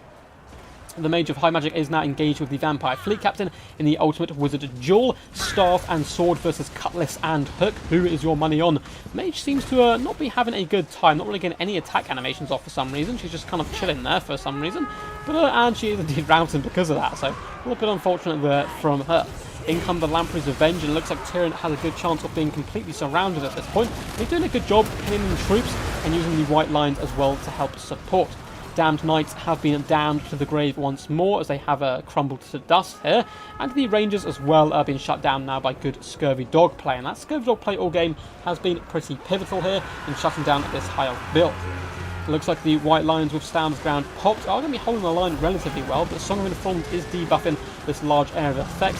Soloster continuing to try and run away from the mighty Tyrion, who has now found the Vampire Fleet Captain to beat on, and knocks her to the ground for charging past her once more, hunting down bigger and more important prey. Bombers are starting to waver here as the Lyran Reavers do get into the back line, but massive damage from these guys all round, really helping shut down the White Lines. And if we take scope of the battlefield, we have a mage in the distance who can come back, but apart from that, it's pretty much what you see is what you get. Big Sunfang does indeed come down, catching a ton of units, but it's not going to be enough to save Tyrion here, who has gone down fighting. Interesting to see how much damage and damage value he got at the end of this game. He was hunting down Sloster for large portions of it. What's up, guys? What's up, Way? What's up, Consul of Rome? How's it going? Also known as LM. Hope you guys enjoyed that battle. Pretty awesome stuff. A Pyrrhic victory indeed. A ton of troops lost here. Bloated Corpse as well. Not getting his value back, I don't think. I think he's, I can't remember how much money he is, but he's a little bit more expensive than that. But still pretty funny to see him in action. And a fantastic early play by back four. And he really got into that back line. Tyrion as well, coming in with 11,000 damage dealt, being a bit of a boss here. I think he just had to engage with the Rangers early on as well to really kind of mess up Ronan, who had his back line compromised, but managed to grab it back and then slowly advance forward once more. So I think the High Elves kind of, being a little bit too timid, need to get a lot more aggressive there to really shut down the Vampire Coast and not allow, the Scurvy Dogs to get back and help shut down the Reaver Archers with summons and the like. Good luck on next game. See you around. GG. So, up next, we do have the last semi-final, or last quarter-final, sorry, which is between Consul of Rome and Von Carstein. Password is 123, so feel free to hop in now. I'll change the leaderboards and all that stuff in just a second. What's up, Logic? How's it going, bud? Hope you're all good and heard. Let us go to Pillar of Bone, which is a good and fun matchup.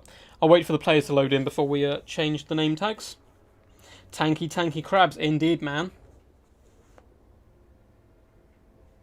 Indeed, they are pretty scary stuff. On every streamer's channel. I'm not sure you're talking about, Mantu.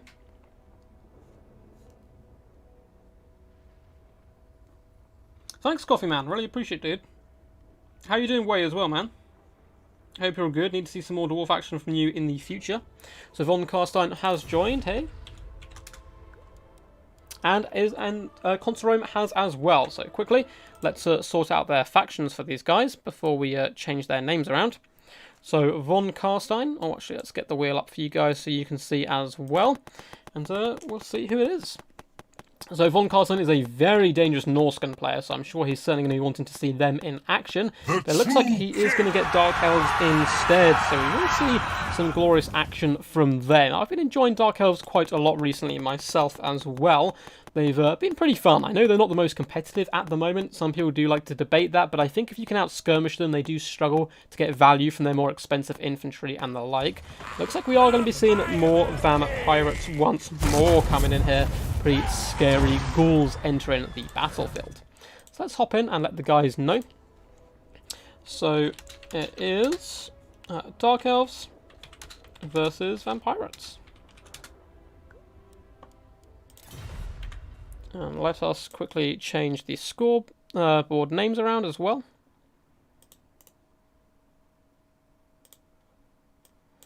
So we have Console of Rome on the right.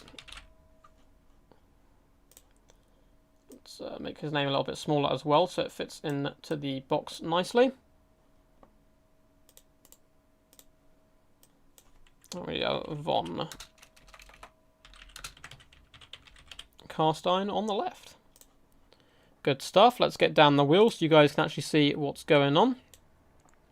And move down Von Carstein's name a little bit so it fits in the box. Awesome. So guys, actually let's pop back, make sure these guys had no questions. Oh, don't have the DLC, no worries. I will respin. Cool, that's actually good news because we don't see double vampires, you know, over and over again. So let's go respin, see who he gets. More coast. No, the coast are disappearing.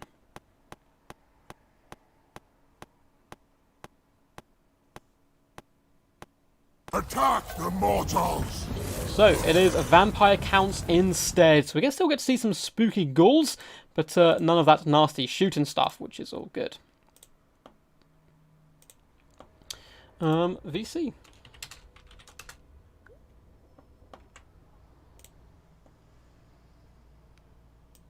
Cool, cool. So guys, those who have joined late and haven't been made aware yet, we are doing a prize giveaway. This is the last quarterfinals here, so after this we do have 2 best of 1 semi-finals and a best of 3 finals. But at the end of all that, we are going to be able to do a giveaway for a rubber duck. You get a Lord of the Rings themed duck. They come in all shapes and sizes. We have Gandalf, Frodo, Sauron, Legolas, Gimli, Aragorn, Lurtz, Galadriel, and I think a few more as well. All you guys have to do to enter this competition to get a free duck, and it is to celebrate us hitting 2,000 subs, by the way, as a bit of a, you know, a return to you guys for supporting the channel so much. All you got to do is join my Discord. There is a tab on the Discord called the Duck Shop. Simply enter your name just once, enter a statement, enter whatever you want. Basically just put one message down there, and at the end of the stream we'll be doing a bit of a draw to see who does indeed win the almighty duck. The only other catch is you do have to be in a country which can receive Amazon parcels, but apart from that, that is all. So let's take that back down now, hop in, and let the players sort out their build. I guess they will really want me to play zombies, indeed. We are going to be on Pillar of Bone as well. We saved you, Ronan, don't worry. There is no more coast, but we do indeed have some counts here, which is going to be some pretty scary stuff for sure.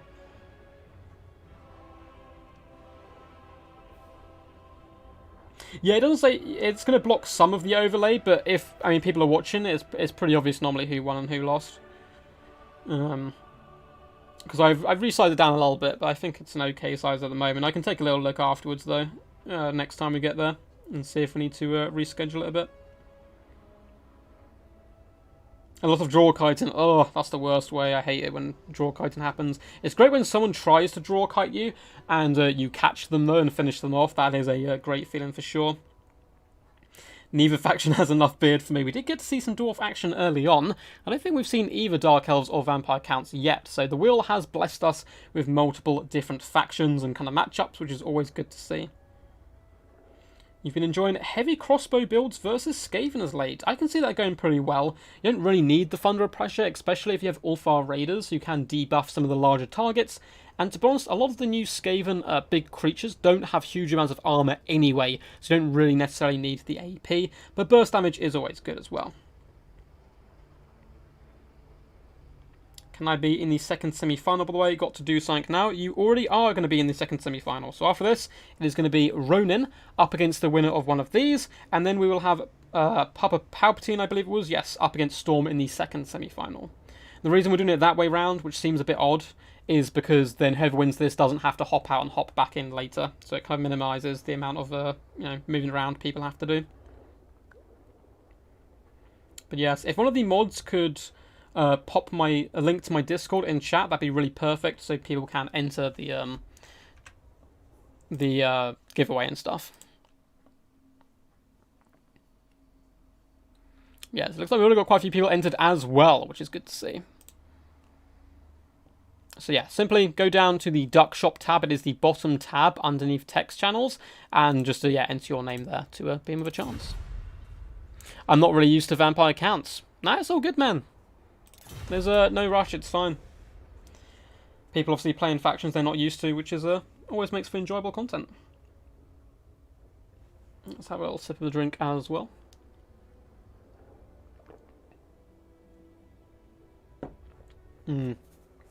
Good stuff. I think we've been running for about an hour and a half, so not too bad so far. Thank you, Raptor. You were champ. How do I like buffed Dread Knights? I still don't think they're fantastic. I feel I kind of suffer from like the horned ones like syndrome as well, of just there's cheaper options which can do the same job slightly better, or not necessarily slightly better, but better for a points perspective. But I do like them. They are really cool and enjoyable, and I think the added health bonus is the biggest change to them.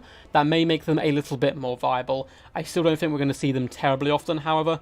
But I actually had a video about them not too long ago, kind of discussing them and stuff, but I hope we see them more, because the actual look of them, and thematically they're so badass and cool, and you just never see them. Same with horned ones. I know there's a few players out there, Noob for Life for example, is a fantastic Lizardman player who uses horned ones very effectively, but most players unfortunately don't get to see them.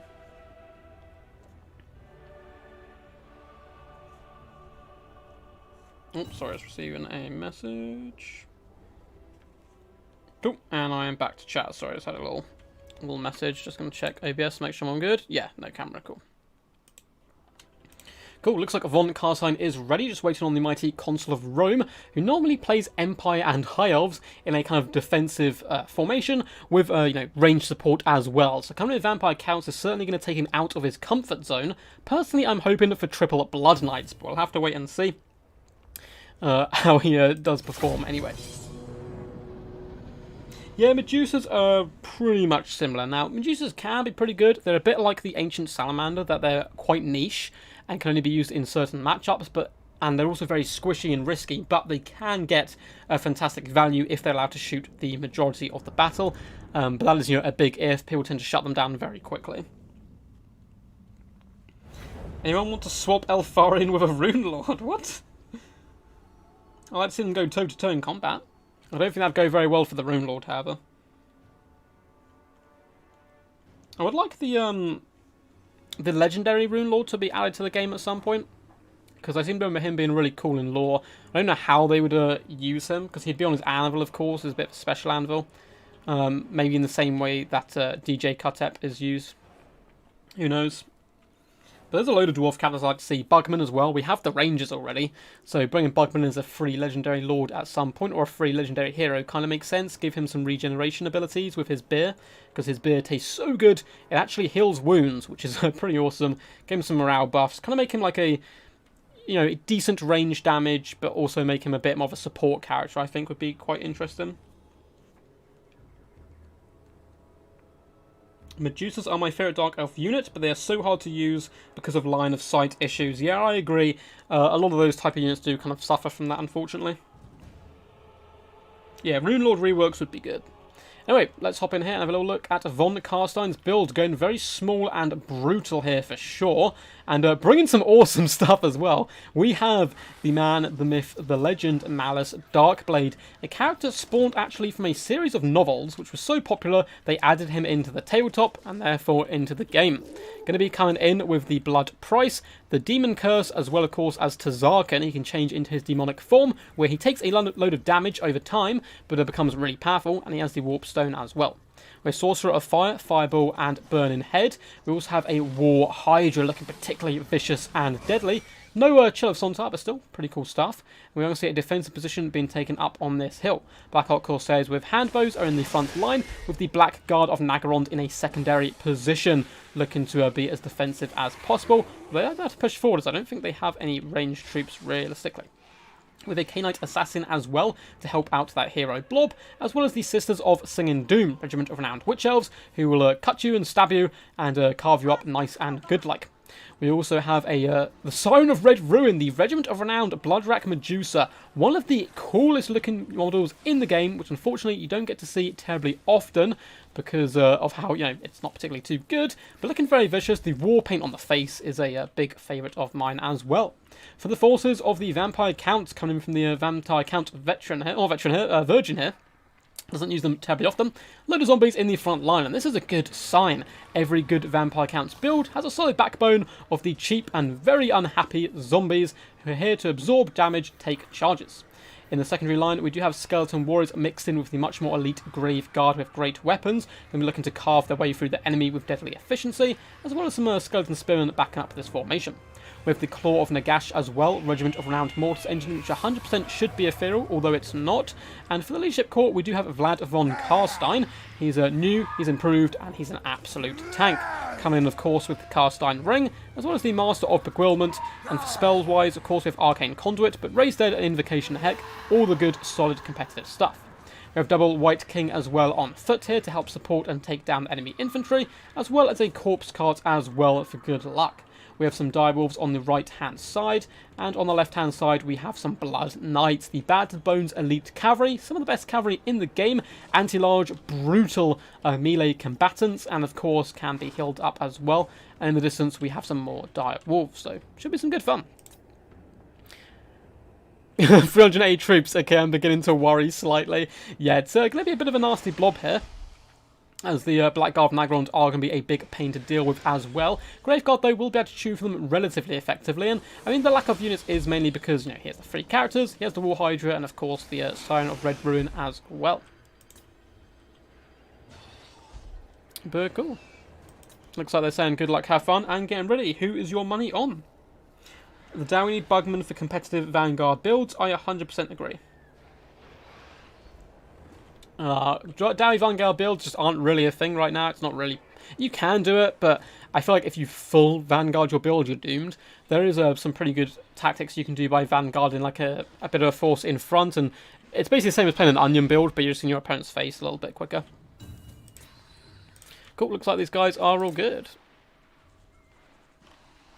As the force of the Dark Elves are going to push forward here, the Sign of Red Ruin is going to be attacking, slithering forward to pick at the nasty Vampire Counts. And what a cool animation as it kind of slides across the floor here, looking pretty scary for sure. Just kind of weaving across the dance floor as the Vampire Counts are looking to push up and pressurize as well. Direwolves just chilling for now, but they are going to be taking a big unhappy shot to the side here in a second. Actually, it looks like the Sign of Red Ruin is indeed going to engage the Blood Knights. So we'll let von Karstein know his forces need to come out of the woods in a second if he doesn't engage, as of new changes to attacking roll, I believe. Although it looks like the majority of his forces actually aren't in the woods, it's just 3 units. The majority are kind of forward, which makes sense. So it looks like the Black Ark Corsairs are dangerously close to some Dire Wolves, but War Hydra is going to come over and pressurize these Dire Wolves and push them away. More Dire Wolves over on this flank as well, trying to hunt down the Sign of Red Ruin and support the Blood Knights, who are coming in for a dangerously thunderous charge into the flank of all these units. The Dire Wolves, however, have been a little bit destroyed, but Malice Darkblade is quite overextended at this point. He's going to be taking a few shots in the rear here, and if he gets surrounded, he's really going to struggle to get out of this situation. But it looks like the Blood Knights are indeed actually going to fall back, as the Blackguard of Nagrond do push forward here for the forces of the Dark Elves, seeing their lord in trouble. And rather funnily there, the Son of Red Ruin actually shoots Malice, who got in the way a little bit. Direwolves having to dart, bob and weave and buy their time, although more Direwolves do hop on top of the Black Ark Corsairs, but these guys are decent in combat as well, so it's going to be a little bit tough for them for sure. Zombies slightly outmatched here up against the Blackguard of Nagrond, who are going to cleave them apart. They're basically taking no damage, but Graveguard are now going to saturate in on top, and this is the best possible answer here for the Vampire Counts to deal with these Blackguard. In comes the Claw of Nagash, but getting a little overextended as well, hopping on top of the Malice Darkblade and getting a fireball to the side of the face. War Hydra's just vibing over on this right-hand flank for now. Skeleton Warriors and Zombies going to be trying to keep him busy, while the rest of the build does the dirty work and damage. The Sign of Red Ruin is taking huge damage now from the Blood Knights, who are going to be deleting her relatively quickly. Scurvy Dogs being sacrificed onto the Blackguard to try and keep them at bay. It looks like the Sign of Red Ruin is going to manage to slither her way to freedom through the Blackguard, down to just about a quarter health, however, very close to being deleted there. And the Claw of Nagash, if this thing can survive, it's going to be very good news for Consul of Rome, grinding down all these enemies nearby. And the Sisters of Sing and Doom taking massive damage for now. White Kings have are rampaging, as well as Graveguard and Vlad von Karstein himself, but this blob isn't going too terribly, although the Claw of Nagash is getting rather low, so perhaps an Invocation Heck could be pretty clutch. Sign of Red Ruin is currently obstructed, and this is what someone actually mentioned in chat earlier. Doesn't have the best line of sight and kind of struggling a little bit to fire into the big blob. Zombies as well can pressure her and annoy her for sure. Although she's getting some decent damage in on the Claw of Nagash, who is cycle charging in for now, trying to focus down at that Sorceress of Fire. Malice Darkblade is still doing all good on the back of Spite here, although he's next to some Skeleton Spearmen who he doesn't really want to engage. He's going to be riding in, trying to hunt down key targets, really trying to pound down the Claw of Nagash, which is indeed going to be getting an Invocation of Heck. But big Demon Curse comes down, lowering the melee defense and leadership, and down the Claw goes. And I think that's going to put the Dark Elves on the front foot. So we're going to see a fat burning head as well, coming down, roasting Skeleton Warriors and Graveguard alike. Lovely cast from the Sorcerers there.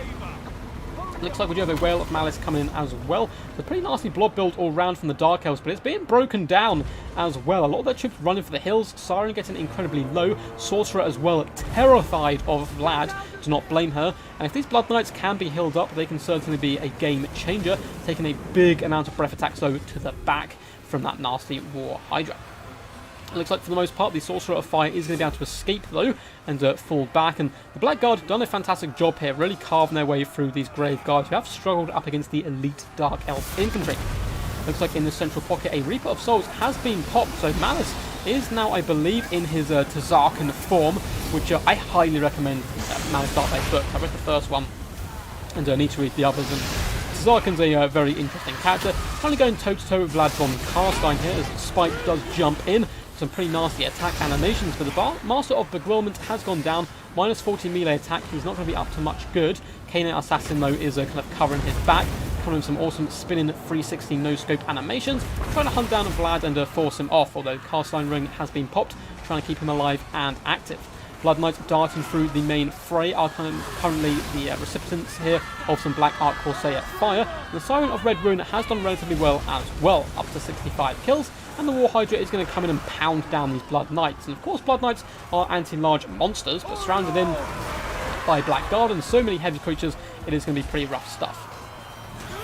And you can see as well, yeah, these elite troops are just kind of clobbering the Blood Knights from their horses, dragging them down to their death. And the Siren of Red Rune as well, getting involved and doing some pretty cool stuff. Now, this game is just so beautiful, honestly. When you go into this like cinematic mode and have a look around, it's some very cool stuff for sure. Anyway, the Hydra is pretty much full health as well and going to be a big problem. Vlad is the ultimate tank lord and has managed to survive so far, but an Assassin's Trophy has been popped on him. He's been flung to the ground, the Siren coming with a ton of momentum there, really flinging him around, but that deadly hero core is probably going to be able to finish this off for the forces of the Dark Elves, although the Blackguard are slowly getting worn down as well, but it looks like most of the elite Graveguard have been dealt with here, and it's just kind of chaff left for the undead forces. But fantastic effort here from Consul Rome, who doesn't ever really play vampire counts. He played it pretty well. It was you couldn't really tell that he didn't play counts too much. It can be a pretty solid build for sure. Reaper of Souls is going down once more, and some of these buffs stacked on top of each other, or debuffs, sorry, are really nasty. Army losses does set in, and von Karstein is booking his spot in the first semi-final. Didn't expect Vlad to take so much damage from that. Yeah, Vlad took a bit of a pounding, honestly. I guess it's just kind of all those single entities hunting them down. And yeah, Malice, not too much damage value actually, but was a real kind of a distraction kind of fix and did pretty good there. The real damage dealers here was obviously like the Sorcerer, and the Blackguard did pretty good damage throughout as well. Sign of Red Ruin, interesting to see her in action. Over 11,000 damage dealt and 18,000 damage value, and still alive and kicking at the end game. Blood Knights were key to this, and they got on some pretty good engagements. Nearly finished off the regiment around Medusa early on, but unfortunately she survived, came back, did some big damage, and her special ability as well coming into the fold, and also the Claw of Nagash going down. Still did fantastic damage, but if he had kept it alive a little while longer, perhaps the game would have swung the other way when it was in the balance. That was probably the most frustrating battle in the last month. Oh no! Obviously, he doesn't like playing counts up against kind of blobs. So Von, stay in lobby. No! Von, come back! I will message him quickly. And hop back in lobby.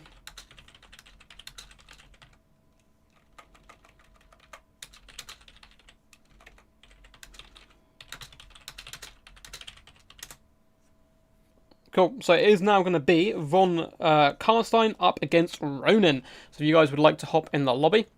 And that's a bit weird where we're doing it, but it's just the way we're kind of working it around. And then we'll be going back to Palpatine and Stormrunner in the second semi-finals, and then we'll be moving on to the finals. Cool, awesome. So let's just wait on the legendary Ronin now. Oh, game just dropped for me. No worries, man. No worries at all. So let's see, is Ronin here? I'm trying to remember what his name was changed to. I think it was something about these sisters. Can't see him. I can drop him a little message quickly.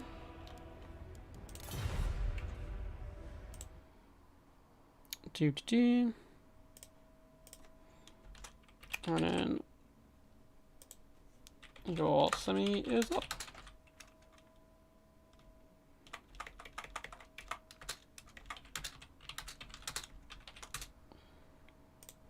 Hey, here he is. Awesome. Awesome. Hey, vampire guy. Awesome. So let's sort out their random wheel here of choice and sort out their factions. So for Von Karstein coming off that victory with his beloved Dark Elves, let's skirt through and see what happens. Fun thing is that Tzarkan's form don't count it in damage value while it's decent value. Oh, okay, so it doesn't. And once again, he is going to be Dark Elves. And it even says Malice Darkblade, which is pretty funny stuff. Now for Ronin, let's see who he has to counter this. Dun dun dun dun.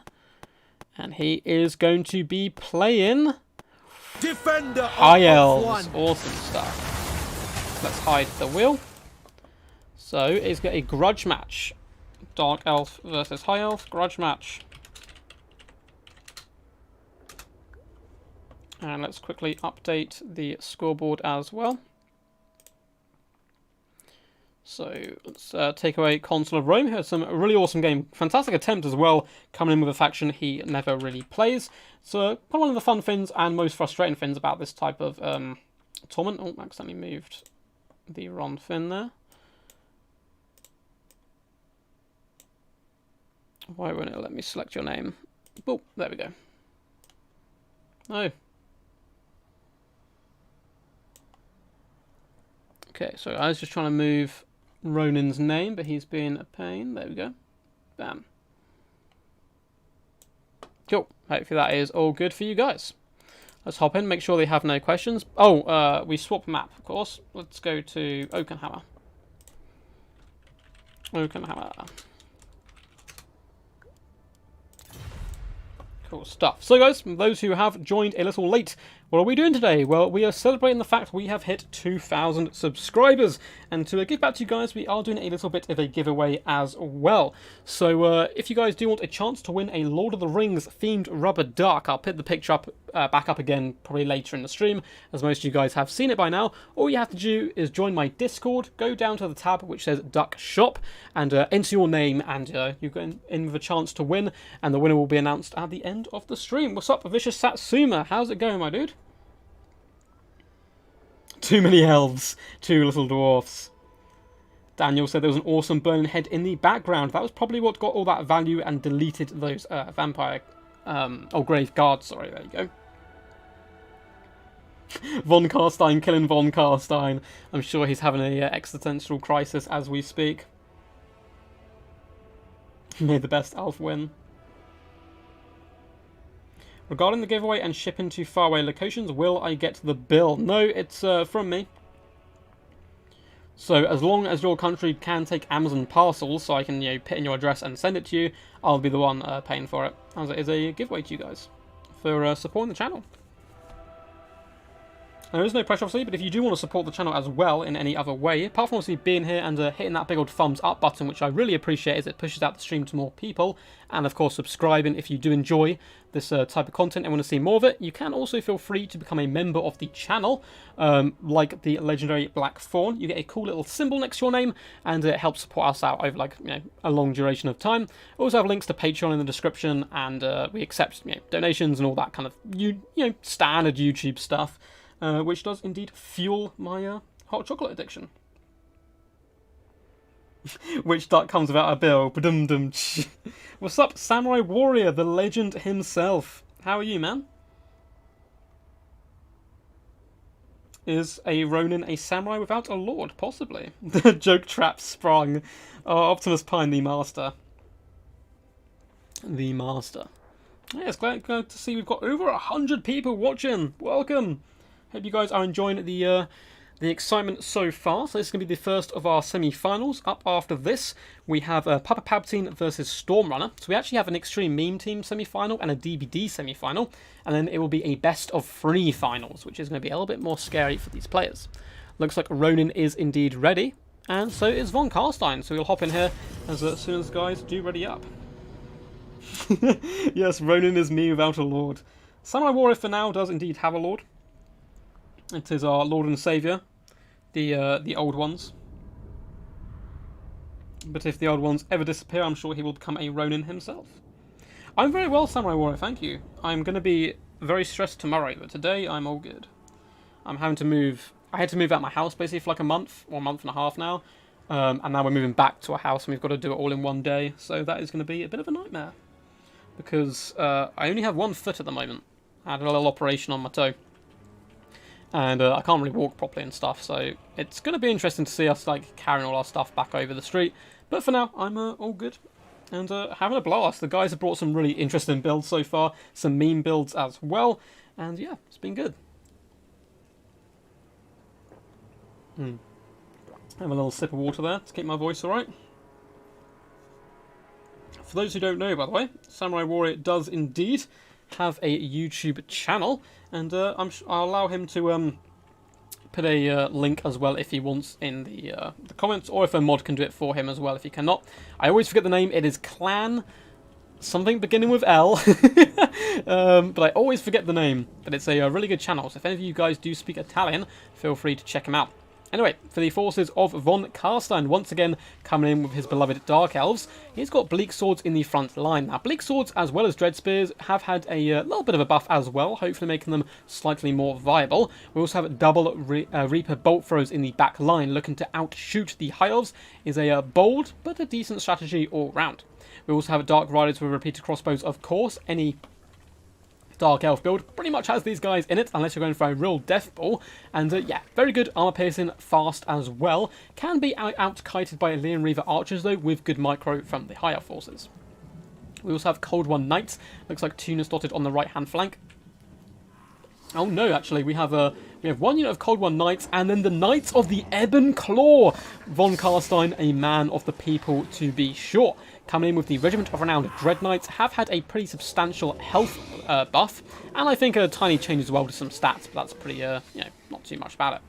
Over on the other flank as well, we do have more Cold One Dread Knights, as well as Cold One Knights, so really going bad to the bones with the cavalry force, and once again, we have Malice Darkblade. Obviously, Von Carstein, a big fan of this guy, and so am I. Once again, coming in with the same buffs and debuffs.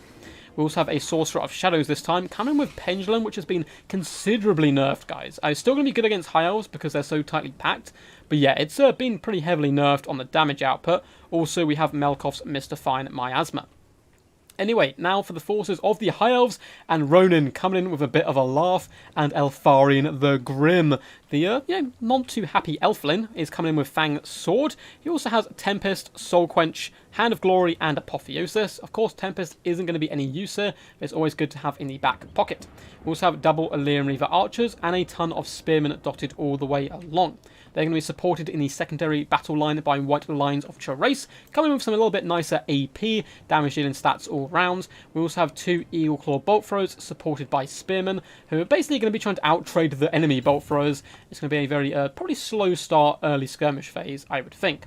We also have double Spearmen backing them up, and Silver Helms and Dragon Princes in deep reserve. Now, one thing that the High Elves really have going for them in this artillery trade is going to be that Soul Quench. You can use it basically as a fireball to target down and delete enemy artillery pieces. Now, there's no guarantee it's going to kill an artillery piece when it hits, but there is a good chance. So that popped in with the double bolt throwers should allow them to outtrade the Dark Elves and force the Dark Elves to get aggressive and come to them.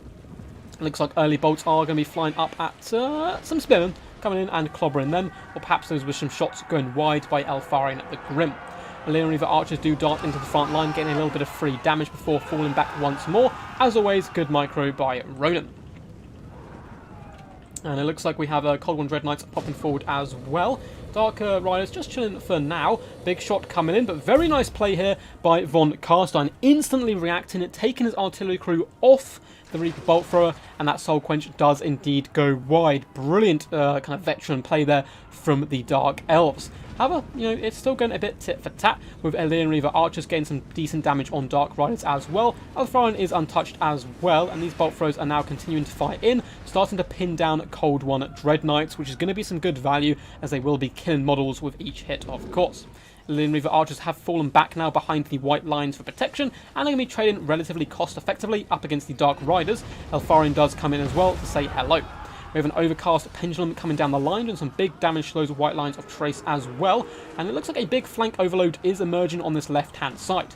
We have the Cold One Knights, the Knights of the Ebon Claw, as well as all the characters pressuring this left-hand side of the High Elves. Dragon Princes are here to retaliate, however. Alfarin probably wants to scoop his boot, though, and get over there for a bit of protection.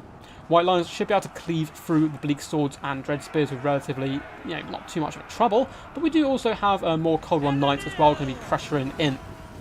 Alfarin floating over to this side, trying to help support the Silver Helms, and in come at the Dragon Princes, and they do get a big fat charge with Hand of Glory popped. Is mean they're going to trade very cost effectively. Yes, there's a Melkoff Mystified Miasma, which did slow the charge a little bit, but that Hand of Glory is turning these guys into absolute world beaters, deleting the Cold One Knights. Knights of the Ebon Claw faring a little bit better, but Silver Helms are here, as well as Alfarin the Grim, coming crashing down, slaughtering Elves left, right, and centre.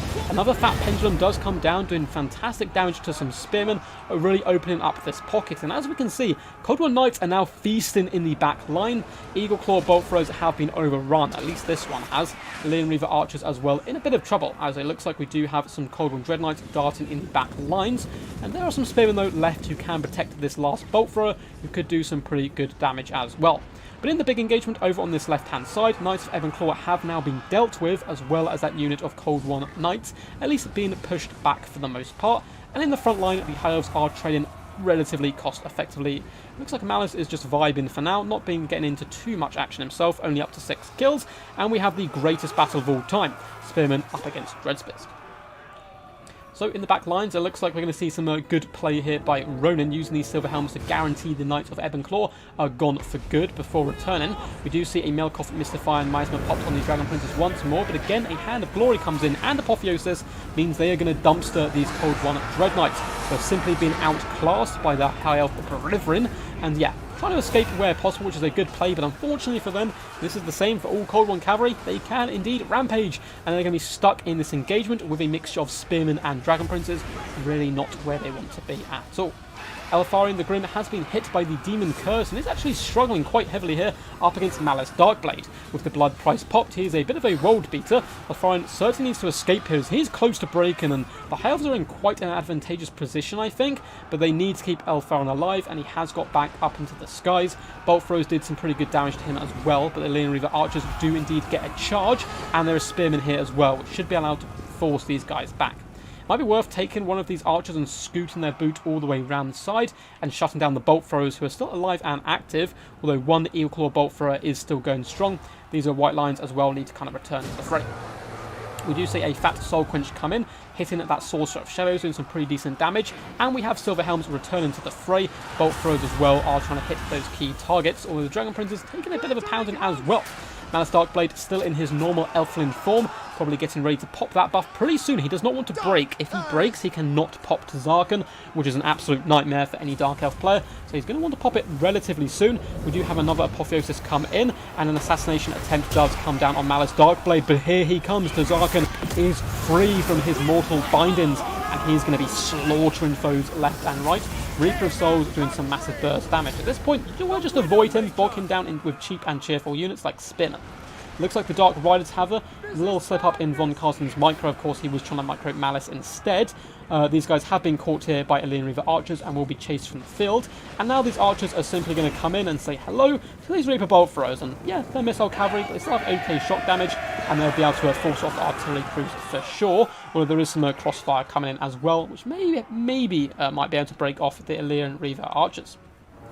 Malice is just struggling right now, and this is kind of the problem with Malice. Once he pops this form, you just basically ignore him. He is slightly better, I think he actually loses health a little bit slower now in the new patch, and he's going to be able to shut down this Eagle Bolt Threat, but I think it's pretty much game over at this point. He simply, even if he could win up against all these forces, he's not going to have enough time to do so. As you can see, his health is going to be consistently ticking down.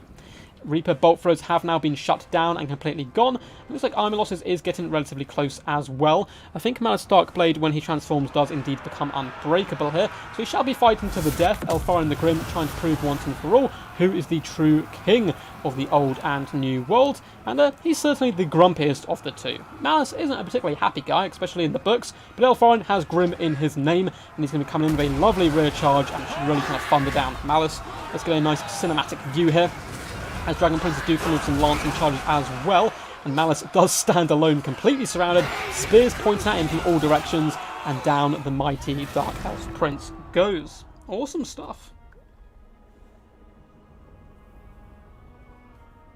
I'm back, needed to decompress after playing Dirty Elves. No worries, Blackthorn. You just missed a awesome game there, I think. The operation went well, Eric. I actually had the operation, man. It went well. I actually had it like 4 weeks ago. It's still just like recovering. It just has to be bandaged up, basically. It's a bit of a pain. But yeah, Malice coming in, doing some pretty good work once more. 9,700 damage dealt. I don't think damage value and damage dealt counts his air effect abilities.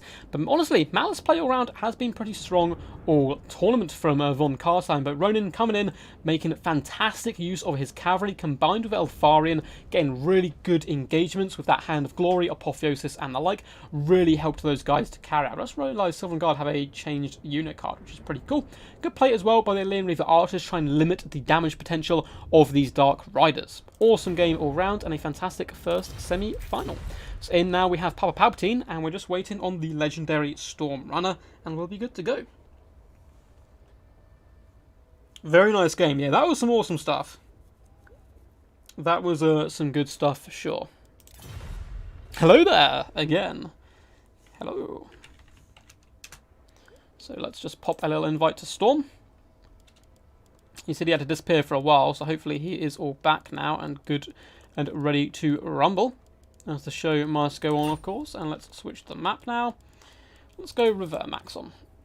So the winner of this will be meeting the legendary and fearsome Ronin in the best of 3 finals. Should be some good stuff. Wondering what the heck happened there.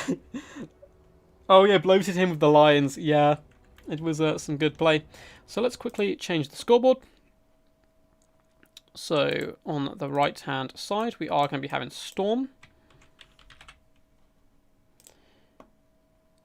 And on the left side we are going to be having Papa Palpatine. Papa P. There we go. And we'll of course sort out their factions in the meantime. So let's hop in and just wait for Storm to turn up. I'll drop a message in Discord actually as well, just to let him know.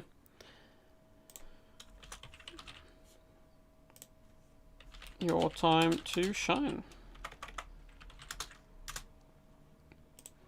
Cool, I can just chill out with you guys for a little while we wait for him to load up. That's the good stuff. At least you got your elflings doing things for you, that's true. Should we upload the bracket? Yeah, you can update the bracket if you would like. Or I can do it for you, either way. You should have the ability to update your own games. I mean, I guess it is a tournament, it's a friendly tournament, but I suppose it still helps as well. It keeps you guys on track as well, of knowing how you've done in recent events. Hey! Cool.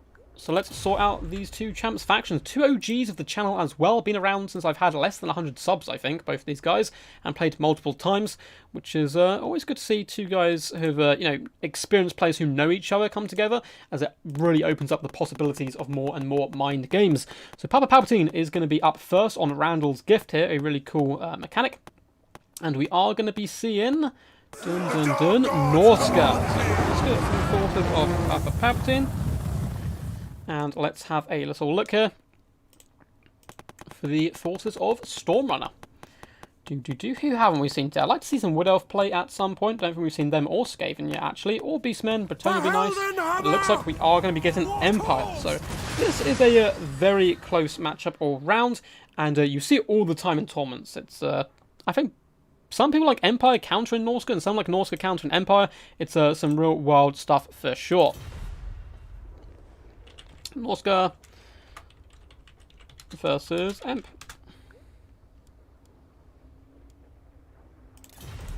Good stuff, and we are on River and Maxon.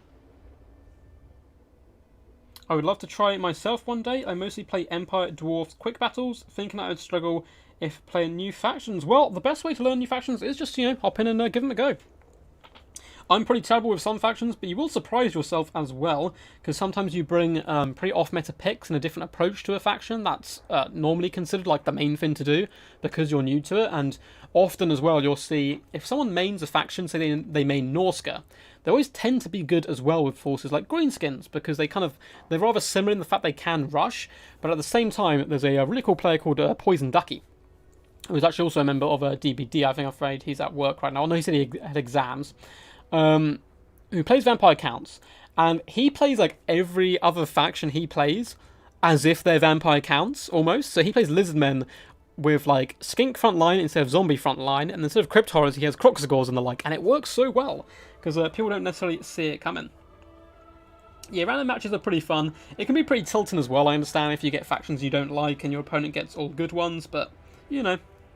What's up, Timon006? I love the little cat picture. How are you, man? So guys, I'll be actually waiting for this one, because this is the last semi-final before the finals. I'm just going to pop this up here. Boom! There are some lovely Lord of the Rings themed rubber ducks you guys can indeed win. There's only two little things you have to do to win one of these ducks. You have to live in a country which does indeed support Amazon, as in Amazon can send you parcels, not like emotional support or anything. And you have to join my Discord. There'll be a link down in the description below, or I'm sure if you ask nicely, one of the admins will drop you a link as well. And you simply go down to the tab, which is called a duck shop, and just enter your name, or enter, you know, anything you want, a single statement, but please only enter once. And Siri will then, you know, pick a random number out of the hat at the end of the stream, and one of you guys will be sent a glorious rubber duck. I thought that'd be quite a fun prize pool here, as we do celebrate the fact we hit 2,000 subs, which is insane. We got to 2,000 from 1,000 way, way, way quicker than, of course, we got from 0 to 1,000 and so on. So it's continuing to grow, and I really appreciate the support as well. We've had probably, I think, our best ever month. This month, well, the last like 4 weeks is the way YouTube kind of measures it, and we've had our best ever month by far, you know, like huge growth kind of on all views and subscribers and stuff. So yeah, really appreciate it, guys. Fingers crossed for Gimli. That would be some really cool stuff. Gimli looks very badass with his little beard. You're playing an Alarielle campaign. Awesome. I don't think I've done an Alarielle campaign. It'd be pretty interesting, because aren't you on Ulf 1 as well? With I guess you got to kind of bump up alongside Tyrion, see if you want to side with him or drag him down. Yeah, we can do random factions and random lords. Random maps is a little bit of a nightmare, because you often get something of what we call a raptor map, which is a horrendously one-sided map. But we can definitely do it at some point as well. There you go, Clan Legio Italica is Samurai Warriors YouTube channel. Sorry, I always forget. I don't know what it is. I just remember Clan and then L. I've been sharing your vids. Thank you, Mark. Who have you been sharing them with? But anyway, I really appreciate it. If they would remove Alarielle from High Elf roster, that would be fun. Someone clearly not a fan of the little lady there. You still have Birdman. My maps are the best. Raptor, every time you hear bad maps, Raptor's ears kind of prickle up. And he is summoned. Cool, looks like I did remember to take down the prize and stuff. So Palpatine is ready. And he should be relatively decent with Norsca, I think. He's a Chaos main. And, you know, they're both forces of the Chaos Gods. So you'd think they'd settle in quite nicely.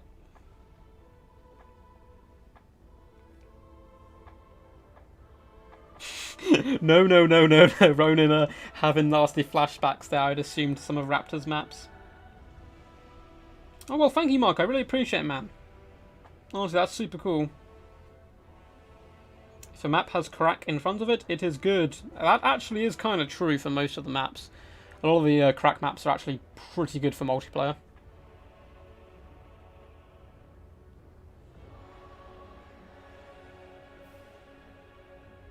But yes. Alright, gonna have a little sip of my drink to keep me alive.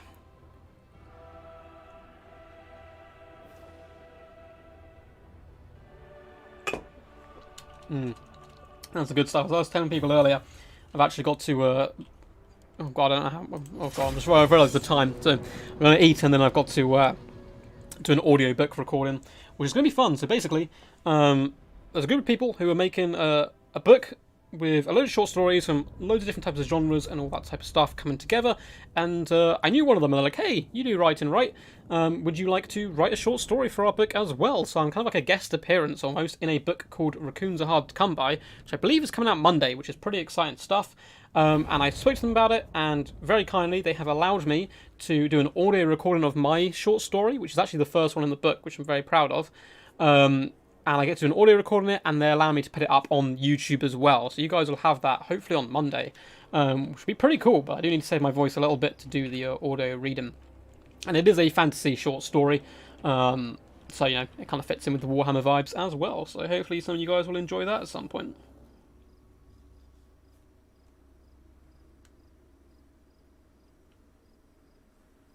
Right, and here we go. River Maxon, arguably my favourite map in the game, mainly because it is a Lizardman themed map, which is relatively competitive, and there's a dry bed river along the side here, although it's a bit of a lie, the map all around, as there is no river on the actual map.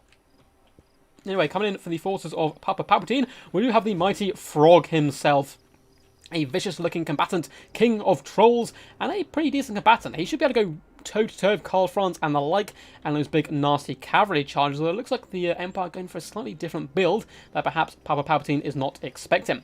With marauders dotted all the way along the front line, fantastic at clearing through the chaff of the Empire, state troops and stuff just simply do not stand a chance up against the ferocious barbaric forces of the marauders.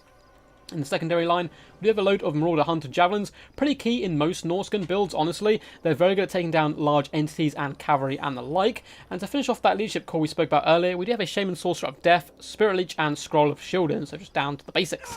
We have some Marauder Chariots as well. Relatively light chariots, they can get pinned in a little bit quickly if the new changes to mass, but can also pressure the backline rather well. We have Marauder Great Weapons as well, guarding the flanks, and a ton of Norscan Trolls. Seems like Palpatine is a big fan of Trolls, bringing them early on as well with his forces of chaos. Marauders of Great Weapons in the back line to round out the build. Which looks like we have some Norscan Ice Wolves as well with double silver chevron. Very expensive units there, and also the Beast of Tashnar on the flank. So decent amount of skirmish, 2 Ice Wolves, and a big kind of hammer or iron fist as a main battle line.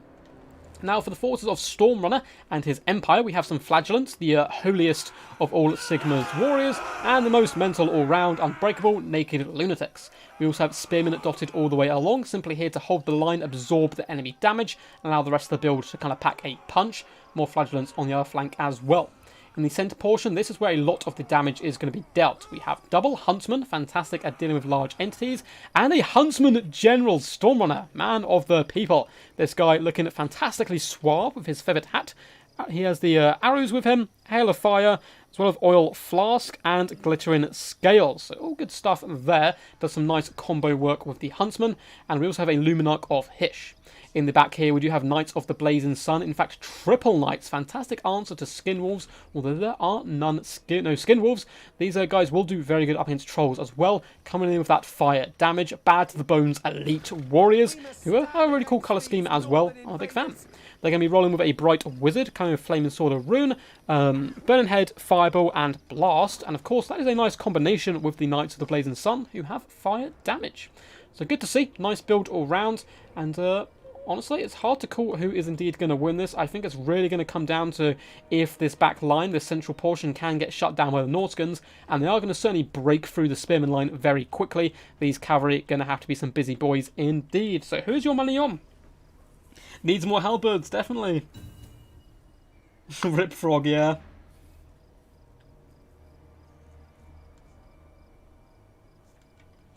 Okay, and away we go. So the Huntsman, just to make sure we don't have any lag. These guys are moving, right? Yeah, we are. Cool. So the battle is underway. Norska are going to be advancing, of course, which is the Norskan tradition. So they have to get involved in combat. Poor Frog here basically has not a single good target. Because the Knights of the Blazing Sun, yes, are large, but that fire damage is going to be a big pain. And of course, all these archers as well are going to put a lot of pressure on the enemy. In comes a big fat shot from the Luminarch, clipping a Norskan troll and killing one of the poor beasts. He was simply misunderstood. He wasn't really a big horrible troll. He was just, an angsty teenager. And unfortunately, it has been slaughtered there by the Luminarch. If that Luminarch can hit Frog as well, that's going to do some very disgusting damage here. Chariots are rolling up on this flank, as well as Palpatine's Norskan Ice Wolves, just looking to get into the back line. These chariots could be pretty key for that, as the Luminarch once again does line up another shot, and this time it clobbers another troll, killing yet one more model. When will the abuse of trolls end? I'm sure Frog would like to know. So over on this flank, we can see Knights of the Blazing Sun are kind of being committed a little bit slowly there to help protect the Flagellants, who took a little bit of damage, but good micro by Palpatine, pulling back his Marauder chariots. And these Beasts of Tashnar need to be careful. Yes, they're anti-large, but they're very squishy, and they're going to fall back to the trees here to try and outrun the Knights of the Blazing Sun. And now these guys are distracted over on the left-hand side. It's a good time for the trolls to come in and try and do some damage. But as you can see, consistent javelin fire is now being poured onto the trolls, who are going to turn around and run away once more. This central portion needs to be shut down. You can see Hail of Fire has been popped, giving these guys fire damage and extra reload. The trolls will simply get annihilated, and in comes Frog. And you can see these Huntsmen are doing huge damage. He's been absolutely nuked here, nearly down to half health straight out of the gate. He needs to fall back and regen, hiding in the trees somewhere. And these trolls are really starting to suffer quite hard. Over down here, trolls have managed to engage with some Knights of the Blazing Sun on the charge, but still are suffering quite badly. Javelins are being poured in to try and deal with these elite cavalry units. Marauders are going to have a better time in the front line though, carving their way through spearmen and the like. Big Luminarch shot does come in, whacking Frog, who has popped the Wintertooth crown on him, but it does not matter as he has been assassinated here. The Troll King doth fall. Looks like some of the Huntsmen have run for the hills here. Javelins being used as a kind of a makeshift anti-infantry unit for once. Beasts of Tashnar as well do come in and get a lovely rear attack on the Spearmen before pulling back their own lines, trying to drag these Knights of the Blazing Sun out of position and into some great weapon units. They have a bit better AP to deal with such Knights. These Javelins can now turn and engage as well to try and whittle these guys down. Problem is, losing Frog is really bad for this build because they have a lot of low leadership troops like these Trolls and Marauders. Trolls now getting into a nice engagement, but it is in the trees unfortunately, which is going to be a bit of a debuff for them. Spearmen holding it considerably longer than I thought they would. Traded not too bad up against Marauders. Big Burning Head does come in as well, clipping at some of those great weapons and javelins. Although it looks like a nasty Spirit Leech going down on Knights of the Blazing Sun may finish them off, and Palpatine may have a bit of a resurgence here on the left-hand side. He has a lot of troops coming back, and now 2 units of the Knights of the Blazing Sun have been dealt with, and the Huntsmen as well have kind of been forced back for now. But the right-hand side is going a lot better for the Empire in the central portions of the battlefield. You can see the glorious Marauders going toe-to-toe here, as Ice Wolves coming in for some lovely rear attacks, trying to break this Spearman front line, who's been ever stalwart here, and allow the Norskans to push into the back line and shut down some of those ranged troops. Will be certainly a big boon here for the forces of Norska. Chariots as well could be a good answer to hunting down the Huntsmen. In the front line, Marauders are getting forced back here due to consistent fire from the Huntsmen themselves, and the Luminarch does fire in, trying to clobber some trolls, breaking them off the battlefield for now. These guys will fall back, regenerate, and come back, whereas the Knights of the Blazing Sun are pretty much done for. The Shaymin Sorcerer needs to hide behind a tree or something at this point because he's being focused down, and if that leadership gets completely routed, we're going to be in big trouble as far as the Norskan forces are concerned. Luminarch of Hysh, though, could be shut down relatively soon. Huntsmen have been hunted down by these ever-diligent Norskan Ice Wolves who are always on the prowl. We can now pop back and help finish off the second unit, which is surrounded by a chariot. And if the Norskan forces don't break from leadership issues, I think they are certainly in with a shout of a comeback. I don't know. It's pretty hard to tell, but if the Huntsman gets assassinated himself, he is rather squishy. It could be game over. We do actually have some wild outriders with grenade launchers who have been somewhere hidden on the map. Looks like maybe Stormrunner forgot about them and they were vanguarded somewhere. This is huge coming into the late game, but there are some Ice Wolves pounding out into the distance, as well as a Spirit Leech could nuke these guys. They get a lovely shot onto the Ice Wolves. Scroll of Shielding has been popped. as this is key. If these Ice Wolves can drag down the Outriders and force them off the battlefield, there's not going to be too much to club all of this chaff of the Norscans. But if these guys survive, it is scary stuff for sure. And it looks like Stormrunner knows this as well. Knights of the Blazing Sun darting over to protect their kind of more squishy brethren. And it looks like it is a victory for the Empire as they manage to break off those Ice Wolves. But not before the Outriders lose quite a few models and troops there. Shaymin Sorcerer could be assassinated here, as the Knights of the Blazing Sun once again are on the prowl, although the Bright Wizard not having the best time either. In the back lines, Luminarch of Hysh has been shattered. These Norscan Ice Wolves, absolute MVPs here, helping Palpatine claw his way back in. Is now going to surround the Huntsman General and force him off the battlefield. Norscan are going to be cheering all across the battlefield for now. Another Spirit Leech has been popped on these Knights of the Blazing Sun, and that Shaymin Sorcerer surviving has been pretty big. More Ice Wolves have managed to bounce back and hunt down these Outriders, and it looks like they are going to be finished off, which is really unfortunate for Stormrunner. Happens all the time. You can see it even happens to experienced players like himself, where you forget a unit, and that unit could have been huge in the early game, helping out those Spearmen, really kind of hammer down those Marauders. But it looks like an absolute fantastic comeback for Norsca is likely to happen, although a big burning head from a Bright Wizard saying, I'm not done yet, I'm not going to simply bow down to you fake kings from the north. We do stand proud, us men of the Empire, and he's going to cackle and do some lovely magic.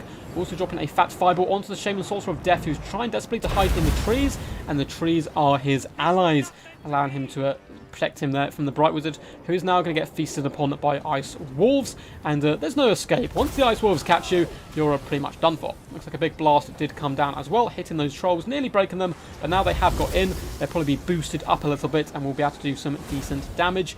Javelins have used up all their ammunition, and they're coming back now to the main fray, and that game was absolutely fantastic. A real back and forth affair with a pretty heroic comeback. Once Frog got nuked down that early on and the trolls were really suffering, I didn't think there was much of a chance for the force of Norsca, but you can never count out the Dark Lord himself, Papa Palpatine. It is, you know, all part of the plan. F for the trolls indeed, but they came back in the late game, still did some okay damage, nothing crazy across the board obviously, but yeah, these Ice Wolves, particularly this unit down here, 6.8 thousand damage, nearly 2k in damage value, excellent stuff. And because the Knights managed to slowly get whittled down, being patient with these Wolves really paid off in the late game. Hunted down the Huntsman, the Luminarch, the General. These guys were crazy good all round. Frog, 0 damage value, 0 damage dealt. Not a good time for him. So the Huntsman did okay, and the Luminarch as well, up to 10,000 damage. Knights of the Blazing Sun as well, pretty good MVPs. But yeah, forget him. The Outriders was quite a big loss. You see the Huntsman did decent damage all around. 1.4 thousand damage value on one unit and 1,000 on the other is a very good value indeed. GG. Amazing comeback. Let's just say Frog was an intentional distraction. ... Yeah. So, Ronin, you are up next. It is, of course, on to the finals, which is best of 3, however. So, there's going to be multiple chances for these guys to come back. So, when someone pops out, Ronin, if you'd like to pop in, and we get the finals underway. So, let's update the scoreboard quickly. And pop the Mr. Storm off there. Fantastic job from him, though, getting into the semi-finals there. And in we have Ronin. And of course, in this type of tournament, it's not super competitive because there's a little bit of a lack of the dice of do you get factions you know, do you get factions you don't know, and the like. But still, it is, you know, good fun, and I've been enjoying it certainly so far. Yeah, I thought I lost when Frog died. I thought I didn't know if he had lost, but it was looking a little bit rough for sure. But here we go, guys. It is final time. Let's invite the legendary warrior himself. But Dogs and Jabs OP, I guess. Yeah, they did really good work all round. Oh, looks like Ronin is already here. So let's switch up the map quickly. Let us go.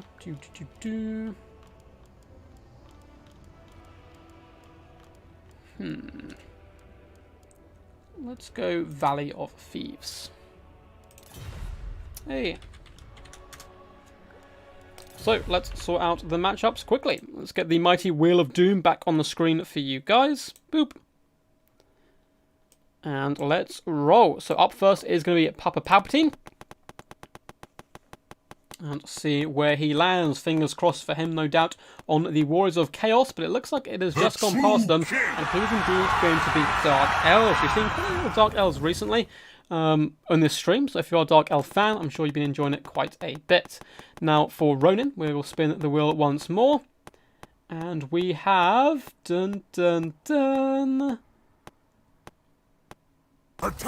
We have Vampire Counts. Well, we're going to see some vampires there. So the Undead Love is certainly strong in this final time. May the Pepper player win. Absolutely love it.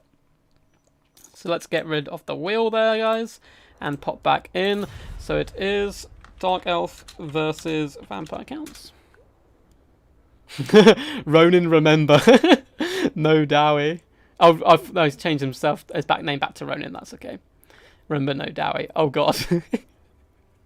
So this is a rematch, actually. Both of these players not too happy with their forces, which is fantastic stuff. It's probably going to be a grind fest.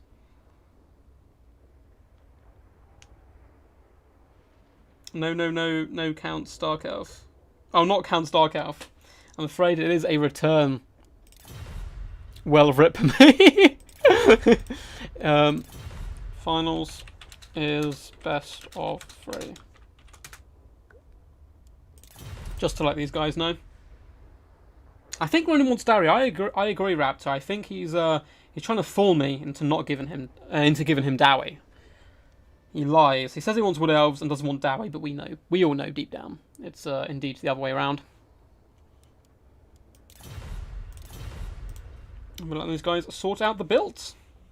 Yes. So we'll get through this game, and there'll be either 1 or 2 more afterwards, and then we'll announce the giveaway. And that will wrap up the stream. It's been good fun so far. I hope you guys have been enjoying. If you have, feel free to give me a big old thumbs up. It really helps push out the stream. And subscribe for more Total War Warhammer content. And so it's going to be coming in droves. I'm actually going to have a replay drop in immediately after this. It was actually done like an hour beforehand, but I didn't want to drop it and distract people from the stream. So we've got, I believe, Capt Tellus using some Empire War Wagons up next, up against some Lizardmen, which should be good fun. But I'll, yeah, drop that basically as soon as this is finished, and then go cook some glorious food. And you let me down, Storm. No autogen that second time. Was your army also autogen, Raptor? In round 1? Let's have another little drink.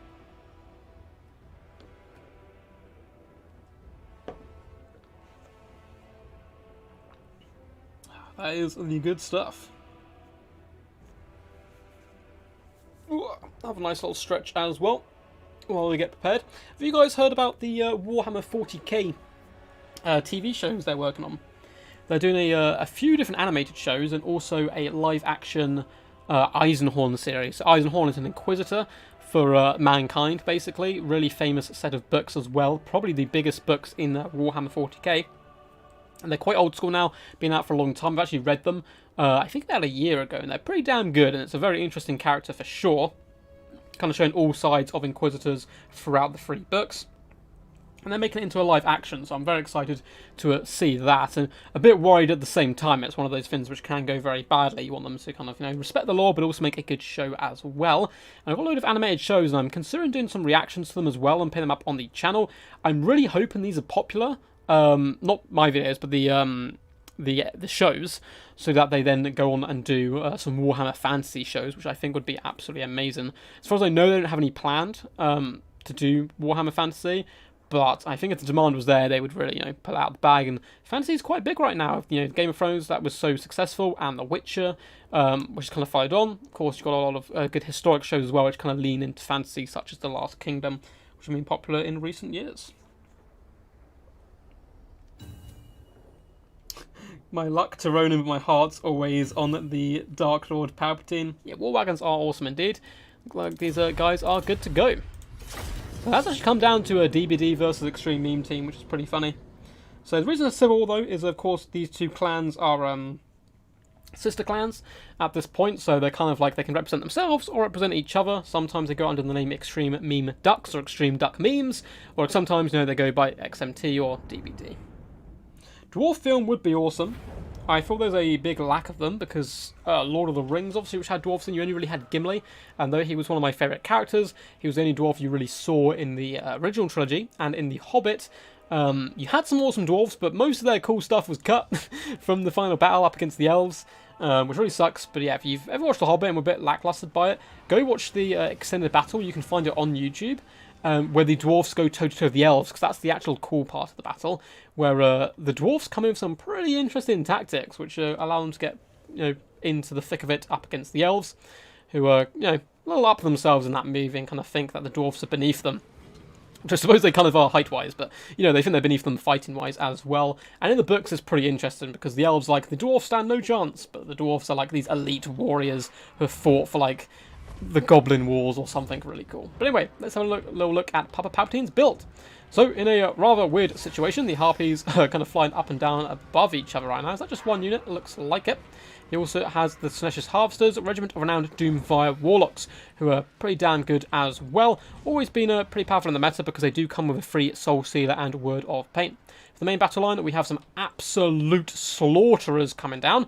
We have Sisters of Slaughter mixed in with Sisters of Singing Doom and Witch Elves, going for a naked lady build. Unfortunately, no Hellebron to match them, but again, two pretty much naked ladies on the ground. We have a Death Hag, who does have some lovely golden armour, and is a bit of a damage dealer anti-infantry, and a pretty naked Sorcerer of Fire, kind of a Burning Head, Flaming Sword of Rune, and Fireball. Very interesting build, looking just to carve through chaff as quickly as possible. May struggle up against some of the larger entities. I suppose that's where the Dreadlord does come into play. This lady here, so it's a full, Doomfire's a male, so pretty much full female build, however, apart from one unit. Coming in with the Hydra's Blade for some nice added armor piercing and base weapon damage, as well as Foe Seeker and Strength through Spite. So relatively cheap Lord all round, although he is on top of a mighty dragon. Now for the forces here of the Vampire Counts, we do have Skeleton Warriors dotted all the way along the front line. Relatively cheap, relatively cheerful, happy to be animated into the realm of the living once more, and they're going to get absolutely slaughtered in that front line engagement. We also have Graveguard with great weapons who may fare slightly better, especially supported by this White King on the ground, as well as a corpse cart with unholy lodestone. We also have some zombies in a deep reserve. I'm sure they'll be getting pushed forward soon. And we have one unit of Blood Knight, which is going to be really key here, taking down the dragon, as well as cycle charging all these nasty ladies to death. Up in the skies, we do have some Fellbats mixed in with double Vargeis, and these guys have been improved. They have much better AP now, and they look pretty ferocious. They should be able to go okay, honestly, up against a dragon, supported by Fellbats, some healing, and Manfred von Karstein up on top of his nasty flying Hellsteed here. If we have a little look at his spells, of course, he has the Master of Black Arts, Wind of Death, which could be very deadly here. We have Raise Dead, Gaze of Nagash, Invocation Mehek, Spirit Leech, and Sword of Unholy Power.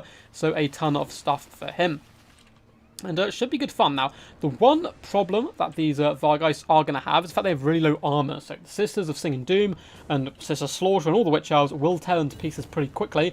And the Blood Knights can be rampaged as well into sustained combat, which they do not want. The air fight could be pretty key here, as there is going to be no support for this Dragon Lord apart from the unit of Harpies.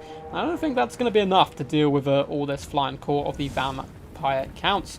Looks like we have good luck, have fun in chat, and we are ready to rumble. Who's your money on, guys? Who is your money on? I don't know. It's going to be an interesting build. If the Air Force is instantly built one by one force or the other, I think that could turn it pretty early on. It looks like Manfred is going to be coming in with an overcast shot, aiming for that Sorcerer, and it is a pretty good hit, bringing her down to losing just over a third health, I would say. She certainly needs to survive to keep her that kind of damage output throughout the course of battle, as they're going to need it to help clear out a lot of these troops. Big Fireball does come in. Vargeis try to swerve, but one of their numbers does fall to the death, blood splattering out of its mouth as it falls down to the sands. Senesch's Harvesters do try to come in for a cheeky little charge, but they're going to get counter-charged by the Vargeis, which is pretty scary stuff for them. A Spirit Leech as well is going to be popped on the Senesch's Harvesters, who need to fall back at this point and just escape with their added speed as the front lines do engage. And as you can see, Skeleton Warriors are getting absolutely butchered by the Sisters of Slaughter.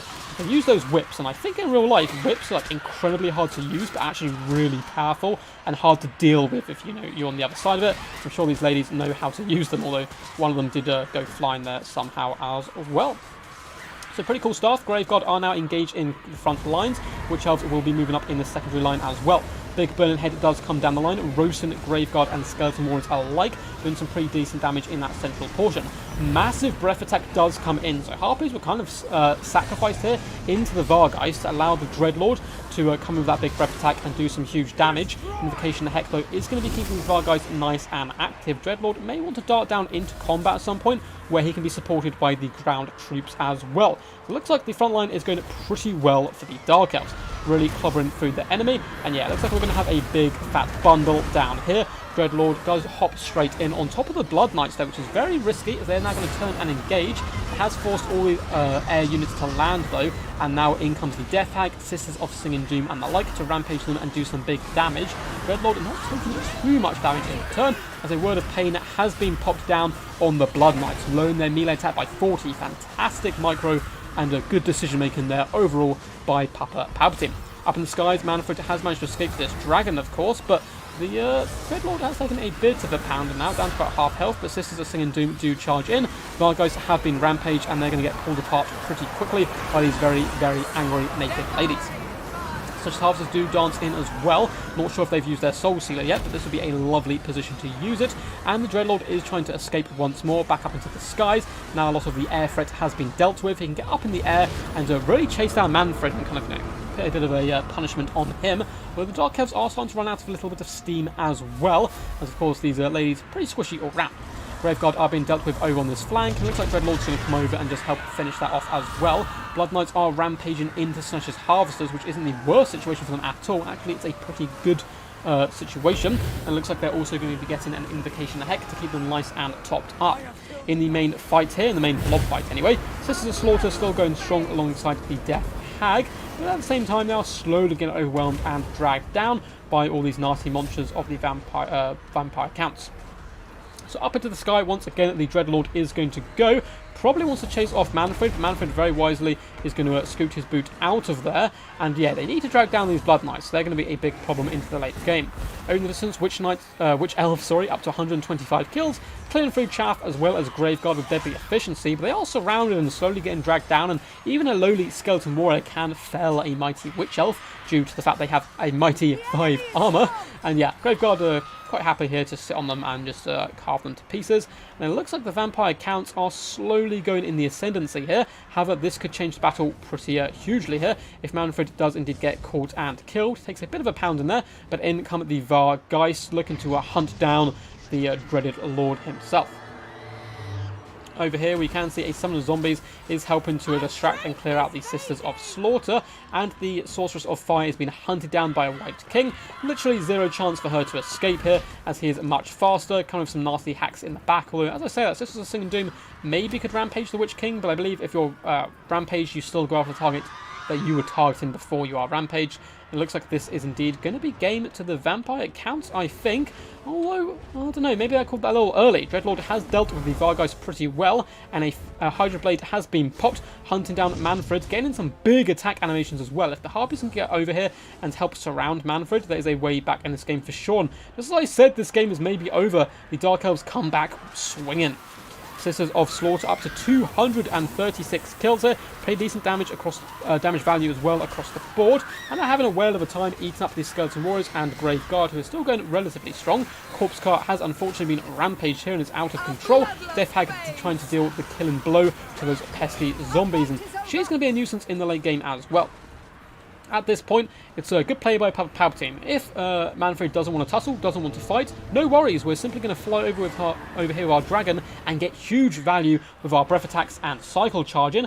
And that's a big problem for Manfred at this point. Blood Knights are still alive and active, up to 20 models. And Manfred once again tries to come back to the battle, and Harpies and Dreadlord are simply going to say, no, you stay over there in the distance. And hopefully the Death Hag and Breath Attacks can seal the deal. But it's getting pretty scary for Palpatine at this point. He's lost a lot of his troops. Sisters of Slaughter are nearly done as well. Graveguard are crumbling across the battlefield. Luckily there is another unit of Sisters, so they can engage in combat. And the Dreadlord can save up that final Breath Attack, which I believe he has. I know he's definitely used up 2 at least. Graveguard are crumbling here down to 27 and 42 models, but the dragon coming in is going to help them crumble that little bit faster, and big attack animation as well, throwing them to the ground. These Graveguard are certainly doomed, minus 21 leadership, not having a fun time at all, as Sisters do pop in to engage in combat. Harpy's been left in the sky just to try and fend off Manfred wherever he does emerge. But one guy I forgot about was this White King, who has returned to the fray and is a very potent and deadly duelist for sure. Foe Seeker has been popped on the Dread Lord, allowing him to chase down Manfred a little bit better, and the Death Hag is going to be able to clear up all of these Grave Guard. However, the White King is going to be a big problem for her, and the fact that there's still 19 Blood Knights active could spell doom for the Dark Elf forces, although we do have some Witch Elves as well trying to return to the field. Dreadlord is coming back to the fray, and the final breath attack is going down, and it gets pretty good contact here. In fact, very good contact on those Blood Knights. He needs to go after them now and finish them off. You don't want any Invocation Hex coming in and healing up those pesky Knights, although that would mean sacrificing the Death Hag. She's doing pretty good. She should be able to carve her way through most of these Graveguard who are crumbling here. And this is such a close game. What a back and forth affair. It looks like the Dreadlord is contemplating what to do. May come back here and try and assassinate the White King, help out the Death Hag. Blood Knights are going to be running over as quickly as possible. Manfred is being used at this point to hunt down routing units, which is good play from him. He doesn't really want to tussle with any of the units left alive here, so chasing off Witch Elves and Sisters Slaughter and the like is going to get him some good value.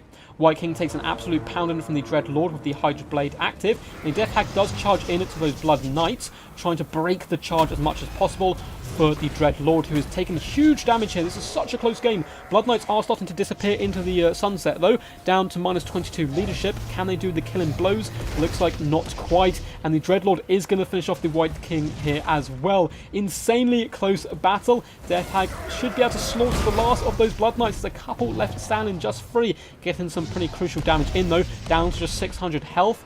And it is simply Manfred versus the world. If he can come in here, get a little lucky here on his attack animations, he can do some huge damage to the Dreadlord, but I think rather wisely, what Palpatine's going to do here, he's going to guarantee he gets the charge. And the way to do that is when you only have flying units left, you have to land, or your leadership does indeed break and you run from the field.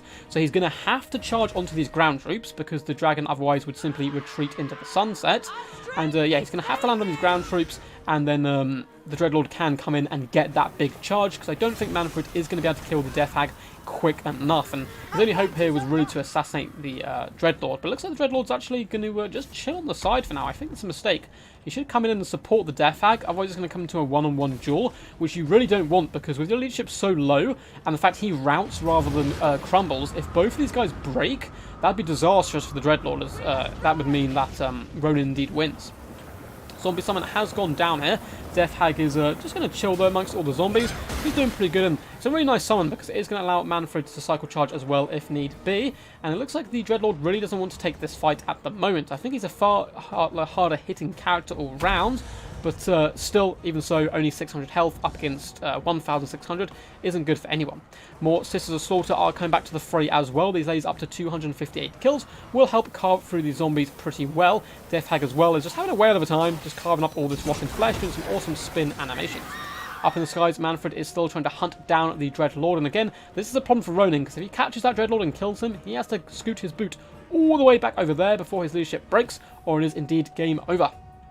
Dreadlord wants to ensure, though, when this battle does finally come to fruition, which it will do, he's going to have to get the charge as well. He needs that big old charge bonus. Zombies pretty much done for as well at this point. Death Hag up to 77 kills. Been a real good backbone in the Dark Elf build, as the Dreadlord's just like, no, I don't want this. I don't want to fight, and is fleeing for his life. But he will have to turn and engage soon. It looks like he does indeed charge. Probably waiting for that Hydra Blade to rack up as well and recharge. Down to 32 health though. Manfred as well down to 267. Incredibly close fight here. The dragon is indeed broken and running for the hills, but Manfred is crumbling. Minus 12 hit points, or minus 13 leadership. Sorry. He's desperately trying to summon zombies as well here, just to keep himself in the game and keep that balance of power back and allow Manfred to regain his leadership. Minus 9. Oh, it's so close, but he's down to 88 health. I think this is going to be game. Insane game from both of these players. Papa Palpatine takes it just about. That was insanity, guys. I hope you enjoyed that. That was mental. That's one of the best games I've cast in a while. That was wild. That was absolutely wild. What a build from Papa Palpatine. The Dreadlord as well. 5,600 damage value. Fantastic from him. Death Hag as well. Doing good work. 14,000 damage dealt and over 1,000 damage value. And the sisters, of course, got huge kills across the board as to be expected. As for Ronan, good work from him as well. We can see Manfred. Not someone you get to see terribly often. Up to 4,600 damage, which is some nice play. And the Blood Knights did pretty good, gaining 2 chevrons, up to 106 kills. Vargeist as well, getting a little unlucky. They ended up getting kind of roadblocked by the Harpies, and a big breath attack came in, which really turned the tables on them and allowed the Dreadlord to come in and do some deadly work. I thought the Harvesters were ladies as well, by the way. Oh, so he was going for a full lady build, but unfortunately, I think. GG. Madness game. This is so sad. Oh no, I thought that was a great game. So I'll sort out matchups. So we'll quickly switch maps as well. Let us go. I think of maps we haven't yet played today. I don't want to do the same map over and over. So let us go to Central Chaos Wastes. There we go. Let's just do Northern Chaos Wastes. Cool. I'm trying to think which one's which. No, let's go Central. Gonna be bouncing back and forth. There we go. I think that's the map I think it is. Oh, he was staying away from the Lord at the end because he was afraid of Spirit Leech. That makes a lot of sense, actually. So, let's hop up here and get the Wheel of Doom back up once more before we do change the scores. So, Papa Palpatine in the Ascendancy. Which faction is he going to get? His fingers will be crossed, of course, for the mighty Chaos. But he is going to instead be gifted. Dun, dun, dun. No! Vampirates! The dreaded faction. The only reason I say no is I know a lot of people like them. They're my least favourite faction in the game, but you know, they are very pretty deadly. And Papa Palpatine has been practicing with them, I think, quite a bit recently. He is very good with them. But we may get to see some Depth Guard with polearms. Ronan, though, coming in with the Greenskins, a very powerful faction indeed. I would argue the 3 most powerful factions currently are indeed Greenskins, Vampirates, and Skaven. So let's take down that, and I'll let these guys know. So VP versus Greenskins.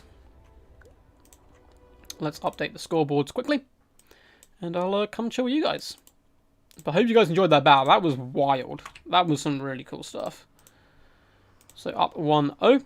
And guys, this could be the last game of the stream if Papa Palpatine does indeed take this. So this would mean it is your last chance, well not your last chance, but nearly your last chance to enter our prize giveaway. As you can see on your screen, you can win some Lord of the Rings themed ducks. These aren't the only ducks either. There's also Aragorn, Gimli, Galadriel, Lurtz, and a few others. All you have to do to enter is live in a country where I can send a Amazon parcel to you, because I know Amazon's not currently in every country, unfortunately. And simply join my Discord. There is a link in the description down below. Or if you ask a mod nicely, they'll probably send you a link. And all you do there is go down to the Duck Shop tab, which is on the left-hand side, and enter like your name or a statement. Please only once, because otherwise I'll have to scroll through all the messages and take out people who've entered multiple times. And randomly at the end, one of you guys will be winning that glorious duck. So let's hop back in here. You really hate me, Ducky, says Ronan. No. No. We're just saving his Wood Elves for the final game. We haven't seen any Wood Elves, sadly, which really sucks. A nice nail biter, says Daniel. Indeed, I agree. That was pretty insane stuff, yeah.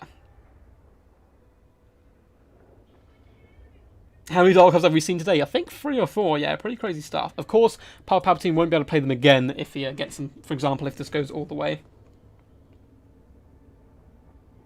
What's up, Zachary? No, man, it's not like I've designed them. It's just a gift I'm given. If you want them, you can actually order them yourself off Amazon. They are up there. But yes, thank you for tuning in, man. It was good to see your replay on the channel the other day. And I think you're going to have another replay up as well, probably later or maybe over the weekend or early this week. You sent in a really cool organ gun game, so we'll be getting to see some more Dammy on the channel.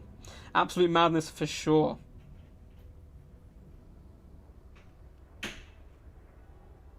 Yeah, Vampire's power can be overstated sometimes, but it's just, I don't know. I think crumbling mechanic really helps them quite a lot. I wish I could. I need to find someone who can design me a actual rubber duck to sell as like merch. It'd be so cool. I don't know what I would do, but it would have some kind of like Warhammer, obviously, like symbols on it or something. Can I have you sign them first then? I mean, you can. I mean, I can order them to my house, sign them, and send them to you. I might have to charge you a little bit for like postage and stuff, obviously.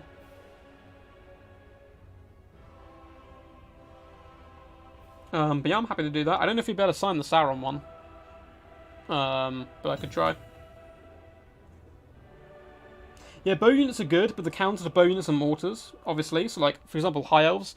You'll always see High Elves bring a load of archers to deal with them, and a load of mortars to counter. So it's a mixture, I think, of archer bowline is very good against them, combined with a ton of backline pressure. But the backline pressure needs to work, otherwise the bowman will fail. So it's, you know, you have to kind of go all in a little bit. Yeah, I agree. I do like the debuff. Some people are like, oh, they're not debuffed enough. I think it's fine. I don't want to see factions, even factions I don't like particularly. I don't really like playing vampires too much, even though they're quite cool thematically. I don't like seeing units and factions being nerfed to the point where they're basically useless, which has happened in the past. They haven't done it recently, luckily, but I think like Ancient Salamander, for example, was like too overpowered, but then it basically become not useless, but close to useless in most matchups.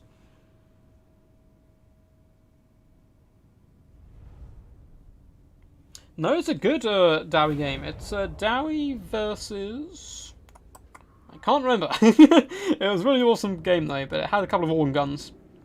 I seem to remember, which is why I wanted to showcase it, as I think they're a bit underrated. Underrated for sure. But here guys, may be the final battle, may not be the final battle, who knows? We'll have to wait and see. Can Ronan scrap his way back into this? Papa Palpatine in particular has been on fire in recent days, performing incredibly well in yesterday's Death Before Dishonor as well. So you can go check him out in that if you haven't already. The mortars are horribly inaccurate, but they can be buffed in accuracy as well, and it's just through sheer kind of waves of bowfire. Or Mortifier, sorry, but interesting stuff coming from Papa Palpatine, certainly living the meme dreams today. It's always good fun to see the players, you know, it's a tournament, but it's not super competitive, there's nothing on that line, coming in with some really fun builds and units. So, for the forces of Papa Palpatine, we see Aranessa Salt Spite here on her mighty Crabbo. She is anti-large, actually, she's not anti-large, okay, maybe she'll have a big bonus versus large. Coming in with Spearfisher's Net, forcing a unit to not be able to move, and minus melee defense, with all hands ahoy as well. Mammon's Luck as well, which is nice damage resistance and melee defense, and she has a Kraken Bane, which gives her the bonus versus large to an air of effect. That's probably what I was thinking about. With a Vampire Fleet, Captain of Deep as well, coming with Horn Swaggle, which is always really nice, or Taunt, sorry, not Horn Swaggle. Power Stone, the Vargeist Revenge, an awesome looking animation. And Denizens of the Deep to summon some Prometheans. Looks like he's going to be lobbing up on this right-hand side. Front line, we have cheap and cheerful zombie, piratic and mobs all the way along, with some polearms as well to support the flanks, which is always a good way to go. We have handgunners in this central portion of the battle to do some nice consistent damage, and the Gallows Giant, regiment of renowned Necrofex Colossus, who spits fire in the rap scene, as well as a spitting fire off his cannon here. Really good, actually, up against the Greenskins. As I believe it does give the burnt effect as well, lowering leadership. Of course, Greenskins struggle with leadership. With animated Hulks, a unit I basically never see. Interesting to see how these guys do. Pretty cool models as well to boot. And we have the Salt Lords. Let's see where they are. Where have you gone? Here they are. Salt Lord Scuttler's Regiment of Renowned Deck Dropper Bombers. And some Scary Dogs to round out the build. Now, for the forces of the mighty Greenskins and the legendary Ronin trying to fight his way back in the game, we have Night Goblins and Orc Boys dotted all the way along. So cheap, cheerful, happy to be here and have a good scrap, including the 8 Peak Loons. We have Orc Shaymin over here, coming with Edbutt, Fist of Gork and Brainbuster, as well as a Scroll of Shielding, nice little toolkit for him, and Grom the Paunch, who I think is the way to go here. He can regenerate and kind of roll through the hordes of undead, get on top of key targets, and he can eat a good snacko as well while he is waiting. We have some Savage Orc Araboys, decent in melee combat, which is a good reason to pick them in this matchup. If you summon anything on them with Raised Dead, they'll simply beat those guys back, lift up those clubs, and have a fun time. We have quite a decent amount of them. We also have Goblin Rock Lobbers. It looks like 2, in fact, taking a good advantage of this hill, as well as Dirkit Squigs and a load of Night Goblin Swig Hoppers to back up the rear guard. We also have Black Orcs in the central pocket. Unfortunately, not the Crimson Killers, which makes me a little bit sad. These guys look ferocious, bad to the bones elite warriors, can go toe-to-toe with the best of them, including Depth Guard and the like. But here we go. Unfortunately for the undead, they're going to have to bobble forward rather slowly. It's something they're not particularly used to, no doubt. As those rock lobbers are going to start pounding down the front line. And they've got some pretty good targets. They can, of course, hit the handgunners and the like, or even targeting heroes and characters isn't the worst. We do have one solo Carronade here, which is going to try and trade as much as possible. Scurvy Dogs did try to get a sneaky jump on the Orc Shaymin, but a well-timed Brain Buster has forced them back, and Grom is even going to be able to chase them. But Scurvy Dogs, a real powerhouse, in my opinion. In Warhammer in general, having undead doggos who are really fast is very powerful because, of course, they crumble rather than breaking off the field and getting chased off. But yeah, Scurvy Dogs just bringing Grom on a bit of a run. Greenskins are going to be playing defensively, but what you'll see Ronan play here is he's going to move up a lot of his units to keep the fighting as far away from his gun line as possible, and he'll probably keep his Squigs back just to dismantle any Scurvy Dogs who do get a little bit too close for comfort. In the front lines, those Rock Lobbers have done decent damage to deckhand mobs before changing, I believe now, to their hangers. I think I saw a rock just come flying by, and yeah, they are swinging by after something. What are they coming in for? It is indeed the handgunners. That rock making some okay connection here. Of course, the Gallows Giant, when get close, can do some huge long-range damage, but he's pretty close quarters for the most part. In comes the Orc Shaymin, doing a lovely Brain Buster down on the zombie pirate deckhand mob, doing some pretty decent damage straight out of the gate. I think it would have been worthwhile dropping it on the handgunners as well, combined with the Rock Lobber, but he would have to get a little bit danger close there, and of course he could get some return fire on him, which he doesn't want at all. So slow early game so far. Greenskin's quite happy, and yeah, far away from all the edges and all that good stuff. With a very wide formation, and the Night Goblin Squig Hoppers are just over here winking at the Scurvy Dogs, saying, "Don't worry, lads, we know you're there. Don't even dare come and attack our Savage Orc Arrow Boys, who can beat back Scurvy Dogs relatively well. Of course, the crews of the Goblin Rock Lobbers, not so much." Looks like we do have a lovely Spearnish's net coming down on the Orc Shaymin, but he in return is going to dismantle some more deckhand mobs. We've been pinned in place, and RS Assault Spite is going to come in, and she will destroy him in a matter of hits. So he hopes that net does indeed end soon. Lovely play by Ronan, though, coming down with a Scroll of Shielding to keep him alive and healthy, and Grom the Porch counter-charging with some of the lads coming in as well. You are going to see some crabs come down, though, to try and really punish this green skin force and do some decent damage, as the Gallows Giant also sprays some of that hot fire. And this Orc Shaymin is real in bad trouble now. Rotten Prometheans have now surrounded him, and he's really going to struggle to push through their heavy mass. It's a bit hard to see in there because these guys do, of course, have that really cool like a little kind of glow on them, which kind of shows how long they have left to live. But yeah, RNS has managed to pin in the Orc Shaymin, who got 65 kills very early doors in this battle so far, so he could have done untold damage. So really good pick by Palpatine, needed to get him off the field as quickly as possible. Overarching view, though, it's pretty slow stuff so far, apart from this initial engagement. Looks like Orc Boys are going to be broken as well, and all it cost was, one summon of Rotten Prometheans, and Araness Assault Spite taking a tiny amount of damage. But yeah, that Orc Shaymin has indeed been shattered. Prometheans nearly going out of this realm, though. Just going to trundle towards whatever they can to try and get a last little bit of value here. Hop on top of some of these Night Goblins, going to do some okay work for now, for sure. And Assault Spite took a little bit of damage here, but they're playing the patient game and trying to actually eat up the shots here of the Goblin Rock Lobbers. Carried up to 2 kills, not done anything too crazy so far. Gallows Giant is just saying hello as well, popping over and skirmishing the enemy, but is falling back as Savage Orc Arrow Boys do indeed push forward. And it looks like the Carronade is trying to kill the Rock Lobber crews. Will be a good idea if they can get one of these offline, but that second one is very well positioned by Ronan in the divot here, or the little kind of downward slope. So they can shoot the enemy can't shoot them. Lovely play.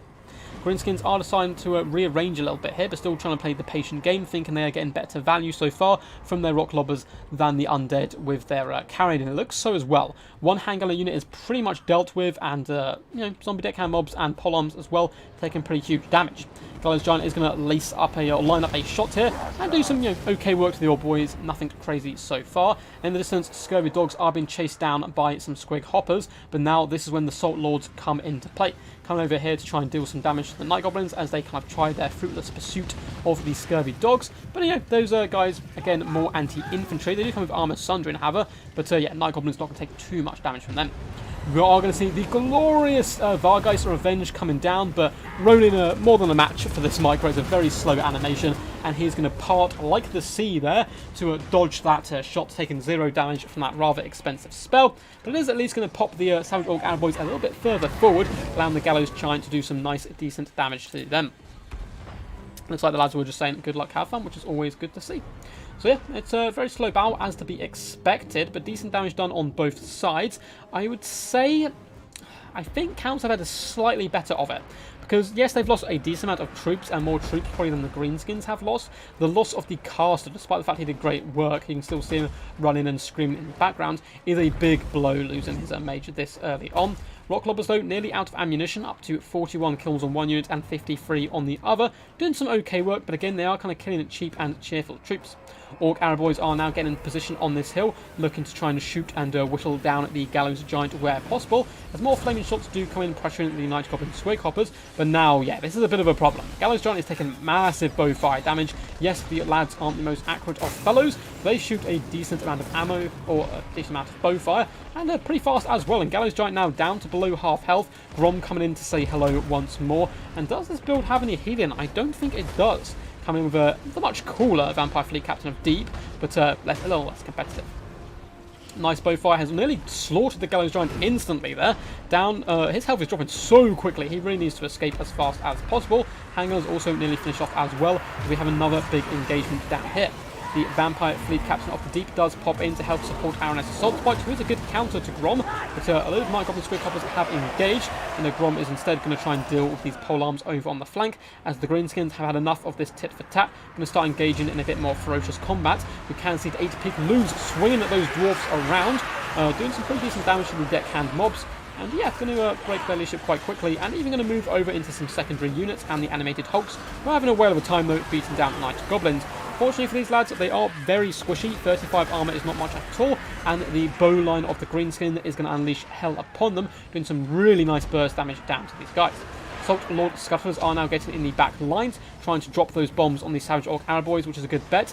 And Cover Pouting is so good with Scurvy Dog playing, like a little skirmish like this, is going to hop on and shut down these Goblin Rock Lobbers before the Night Goblins can get back and support. However, it's going very tit for tat. Ronin certainly not going down without a scrap here, and he has pretty much taken the Gallows Giant nearly offline, down to 1,000 health. A lot of the handgunners have been dealt with as well. Very interesting battle so far. Now the Black Hawks are in an engagement they really want to be in, hunting down at these, cracking the shell of these little Vampire Fleet Captains and heroes. Doing some pretty good damage, but of course they can use their added mobility to escape here, and in come the Scuttlers and the Flames to really try and punish those Black Hawks and burn them alive inside their thick armour. Although it still looks like a lot of these Savage Orc Araboys are still online despite the early pressure, and in the distance, Scurvy Dogs have been pinned in a corner. And Ronin still has a lot of tools kind of like lurking in the wings and the like, which can come back into the main fray in the late game. However, the secondary Scurvy Dog unit has managed to hop on top of this Goblin Rock Lobber and shut it down. So it looks like the one with no ammunition is going to survive, but the one with a little bit of ammunition is going down for good. Night Goblin's being beat back by Polearms, but the War is active, souping up the Black Hawks to extreme feats of victory and heroism, and they just slaughter those polearms within a matter of seconds. It looks like the handgunner pressure is now coming in, and they'll be able to do some pretty decent damage to these guys, despite the amount of damage they took early days. Gallows Giant is up to 99 kills now. Salt Lord Scuttle as well being forced back, and this Orc Araboy core is going to be a big problem. There's a ton of Night Goblin Swig Hoppers who need to get active and come back to the main frame to protect these guys, and they can do a ton of damage to what remains of the Vampirates build. I think the Greenskins slightly in the ascendancy now. Gon the Paunch is going to run over these deckhand mobs who are trying to get into this back line to shut down. Not going to have a good time of it at all. And the Savage Orcs think, you know what, screw this. We're going to whip out our axes and come clobber these guys for good. Frontline's not doing a good enough job for us. We're going to do it ourselves. And yeah, these deckhand mobs are not going to have a fun time at all. Looks like Orc Boys are still going strong in the front line, and Night Goblins, Division Renowned, of course, are unbreakable. Just going to be clawing their way through as many zombies as possible, as the Gallows Giant is up to 148 kills now. How well is the Carronade doing? If we have a look, it is up to 34 kills down here. And the damage dealt, got pretty good damage as well. Damage value up to nearly 1.5k. Grom the Paunch is going to be regenerating this entire time as well, rather slowly, but still it all adds up. Unfortunately, Ronan seems to have forgotten here about his Night Goblin Squig Hoppers and Dirkit Squigs. Although, just as I say that, do they turn? Nope, they're still just chilling out there. These guys really need to come back. They would be massive in the late stages here. One, they can drive off the Scurvy Dogs if they try and pressure the Orc Arrow Boys, but they're also pretty good at surrounding large targets and pinning them in. I don't think it's going to matter though. I think the Greenskins are looking pretty healthy at the moment. Black Orcs only up to 28 kills, but still going to be powerhouses in the late game. It looks like Vampire Fleet Captain and Arrowness Assault Spike going to try to attempt to take a left-handed approach here, swing around on to the Savage Orc Arrow line if possible. Gallows Giant simply going to fall back. There's no way of keeping this guy alive at the moment with all these archers on the field. Carronade is going to try its best as well to whittle them down, I'm sure. Scurvy Dogs still doing a fantastic play. We saw this earlier with Norseman Ice Wolf play as well by Palpatine, up to 104 kills. And yeah, this Goblin Rock Lobber is done for. These guys get in not the craziest value, but that can kind of be a little bit like not fully representative of what they've actually done, because they have killed 2 Rock Lobbers. Hopping here on top of the Orc Arrow Boys, but Orc Arrow Boys, supported by Black Orcs, should be able to deal with these guys, or at least scare them away relatively safely. As the Savage Orc Arrow Boys now starting to focus fire down Arrowness Assault Spite, but she has popped her Mammonum's Luck there, which is going to give her some nice damage resistance. Orc Boys desperately trying to charge in and protect the arrow line where possible. We do see a lovely summon come down here, and this is going to be a second Rotten Promethean summon. Fantastic way to get the undead back in the game, and in fact that summon pushes the balance power in their favour, as they're now going to be used to hunt down the Savage Orcs where possible. Arrowness Assault Spite is surrounded by Savage Orcs, but there's going to be helping out from the Salt Lord Scuttlers. Only 15 kills on those guys though, not had the best time of it so far. Looks like in the distance those Night Goblin Squig Hoppers are still idle here, which could be a big turning point in the game. Pole arms as well, kind of going toe to toe now into the back lines on the Savage Orcs, and Scurvy Dogs are coming over to support as well. Black Orcs, though, still 45 of those guys, are going to be really hard to deal with here. Grom's actually really suffering here, so he did get hit by the Spearfish's net, so he couldn't escape here, but he did in return. Good micro by Ronan, pop the lucky banner. He's got 40% damage resistance and turns him into a bit of a world beater. Vampire Fleet Captain of the Deep close to breaking him, but not having a good time herself either, as those Savage Orc Arrow Boys do rain down fire. But Grom is breaking here, guys, and he is falling back, and if he shatters, that is going to be disastrous. Salt Lord Scuttlers need to go over here and chase him down as quickly as possible, as he is of course regenerating, but now that he can't juke back and forth, Carronade has 1 shot left. Can it make the hit and shatter Grom for good? We'll have to wait and see. I believe these guys are currently trained on him and fire him. The last cannon shots come in. Dun dun dun dun, bam! And it connects, killing Grom. What an awesome shot. In come the Squigs now. They have been remembered, but a little bit too late, as their lord has been settled, but maybe not. The Vampire Fleet Captain of Deep is pretty much done for at this point. Scurvy Dogs as well are being cleared up by Dirkit Squigs. I don't think these guys count as large either, so Arrownessa won't get that lucky bonus first of them, but all hands ahoy is going to be keeping her nice and active. Salt Lord Scuttlers are just about done, and the Orc Arrow Boys are still alive, so I think Greenskins perhaps could still carry this. What another epic close game. Gallows Giant is back in the fray, slowly lining up his shot, and he's going to be getting it down the line here of the Savage Orc Arrow Boys, which is a perfect situation for him, as that burn coming in the late game on Greenskins may indeed manage to break them. Black Orcs have surrounded Arrowness Assault Spite. She's taking damage from Savage Orc Arrow Boys as well, but the leadership breaking on the Greenskins is pivotal here. Because Grom's down, they're really going to struggle with this from now on. Down to just 1,100 left. God, I'm so overhyped, I'm muddling all my words. Down to just 1,000 health there for Arrowness Assault Spite, but she has beaten back the Black Orcs here as the Squigs try to surround her and finish her off. Might honestly be worth disengaging here, pulling the Squigs over to hunt down the Gallows Giant and finish him off, as the Savage Orc Arrow Boys losing leadership as well, starting to waver. But we have 3 units of these guys peppering Salt Spite, and they have indeed broken her. Of course, she is not undead, she is merely a mortal. And with that gone, Greenskins are going to take the game. That was a wild game. That was pretty insane stuff. But yeah, the force of the vampires are indeed going to shatter, and it's going to go to game 3. You cannot get much better than that. That was wild. If we get a 3rd game like this, I think I'm going to pass out, guys. That shot, though, the last cannon killed Grom. epic stuff. Seeing Aranessa in action, seeing animated hulks, scurvy dogs doing insane value throughout, and the gallows giant as well. 159 kills, 17k damage dealt. That cannon though, 2.5 damage. Very interesting game, very slow, early, cautious play by both players, thinking they could get the better of the long range engagements. But yeah, Grom unfortunately did bite the dust in the end. But the Savage Orc Arrowline bowline is really what won the day there. Pretty big damage all across the board, 1000 damage value, pretty good stuff all around. Well, that was mental. The last cannon shot. A bit too much memes. Well, still, it was an awesome game for sure. And we're going to end it on, of course, on Alpine Ridge. So let's hop in here and quickly sort out these guys' builds before we do indeed, sort out the scoreboard and all that stuff. So for Papa Palpatine, we will see who he gets to play. So I believe he's already played, Dark Elves and Coast. So he can't get either of those guys. And it's going to be Dowie. So we're going to see some Dowie, guys. Dowie for Papa Palpatine in the end here. And now we will roll for Roland. Ronan, I believe he's been Vampire Counts and Greenskins. So you can't get either of those guys. And it is going to be... Dun, dun, dun. I think he doesn't have Vampire Coast, right? Because we tried this early on. Let's pop in. Ronan, you have VP DLC.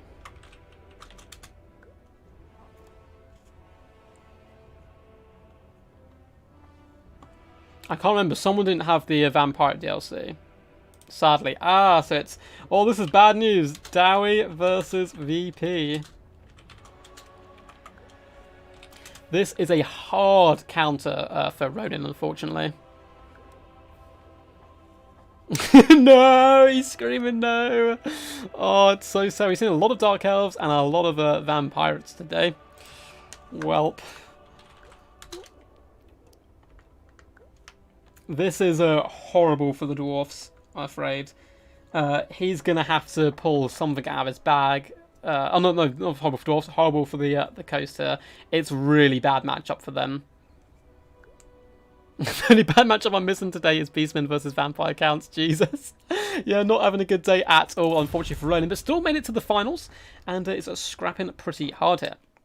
So guys, let's take it down the wheel so you guys can actually see what's going on as I do change the scores. So it is going to be coming to a 1. Oh. So guys, this is also going to be your last chance, or probably second to last chance, to enter the prize giveaway. If you want to, you've probably been sitting through this, you've heard me say this multiple times, but you can win a Lord of the Rings rubber duck. All you have to do to enter is join my Discord. There's a link in the description down below, and go to the Duck Shop tab and simply state your name. Of course, you do have to be in a country, though, which accepts Amazon parcels, because I'll be having to, I'm sending it via Amazon. That's where I'm buying it from. So, cool stuff. Do I really have to play Coast into Dowie? I'm fine with a reroll. We can reroll. We've had a lot of, Vampirates today. So I'm happy with a reroll. If the guys want to do it, I'm more than happy. We've seen a lot of pirates. The next fight is probably going to end with a single flagellant killing a single 8-peak loon. For sure, Optimus Planet's been mad. Okay, they're happy for it.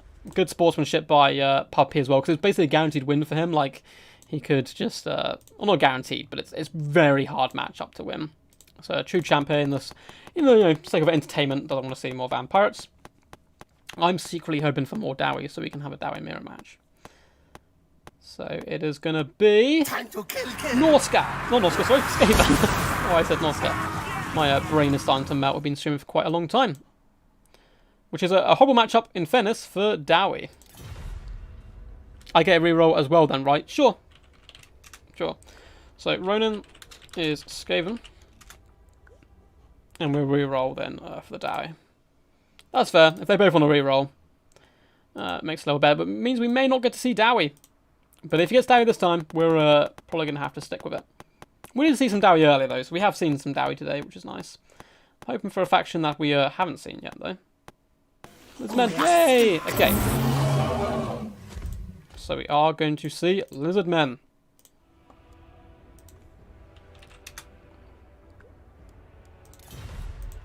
Cool. Sorry, guys. I'm sorry. I know we've got a lot of Dowie fans in chat. But, you know, if he was going to be kind enough to let Ronin re-roll, we should probably let Palpatine re-roll as well. Sneaky Dwarfs are alpha. No one expects the Vanguard Dwarfs, that's for sure. Hope you guys are enjoying so far as we do come to this final game. What a goal. It was awesome, man. Wow, what a goal. And what a summon, yeah. That was some pretty clutch stuff by both players. These guys playing out of their skin, which is pretty awesome stuff to see. Bad match into a good one. I don't think it's as bad as people think, but yeah, it's not great. That's a fun one, is it? No idea. I actually really don't mind this matchup as much from a Lizardmen point of view. It's not hugely favoured, but particularly on a map like this, where you can't use those Warp Lock Giselles and Warp Lightning Cannons, I think a Lizardmen Rush can be pretty potent and deadly. Honestly, even Lord Croak here can be pretty fun. I must say so myself. Yeah, it'll be interesting, I think. I think it's a more interesting one than the Pirates. I really wanted to see Dwarfs in the finals, because I love seeing Dwarfs in action, but if, you know, Palpatine's going to let him re-roll, he should also be allowed to. It's only fair. That's a grudge! No, Sam Spaghetti, we have seen some Dwarfs. I promise. I promise. Yeah, let's have another little sip of my drink, though. Sorry for any squeaking you can hear in the background. My chair does rock and squeak a little bit. Oh, let's have a nice little stretch. And get back into it. Give us the Croak Bomb. I'm 100% on Will Rich's side here. You can honestly go Croak in here. Bring Croak, bring a Saurus Whole Blood on a Carnosaur with Amulet of Itzel's pretty good here as well. Very good at pushing through lines and getting into the back line, and Amulet makes him very tanky. You can also go pretty hefty on the Skink Rush. I actually quite like Croxagores here, which may sound a bit surprising, but they trade okay against Rat Ogres, especially when supported by, you know, Skinks who can deliver poison and the like to the Rat Ogres, and they just trample over a lot of the Skaven infantry. But I haven't yet played this matchup since the new Skaven DLC. So, despite the fact I'm a Lizardman main, I've basically not played them in quite a while now, because I took a little break before the DLC, just because I knew I was going to be playing it quite a lot, and I've been mainly playing you know, all the new stuff, and Lizardmen didn't really get too many changes. I want to try out the new Tic-Tac-Toe changes. He's a bit faster and a bit harder hitting now, hopefully, especially on the charge. But for the most part, they're still, you know, pretty much the same. So instead of being kind of trying out some of the changes to Dark Elf Lords, Vlad's been trying out a ton of Wood Elves and Skaven, of course. And that's what I've been enjoying at the most part so far. And Ungrim, actually. I've been using Ungrim and the White Dwarf a considerable amount. That doesn't excuse you, Duck. I will go into the book. I will find a way to redeem myself.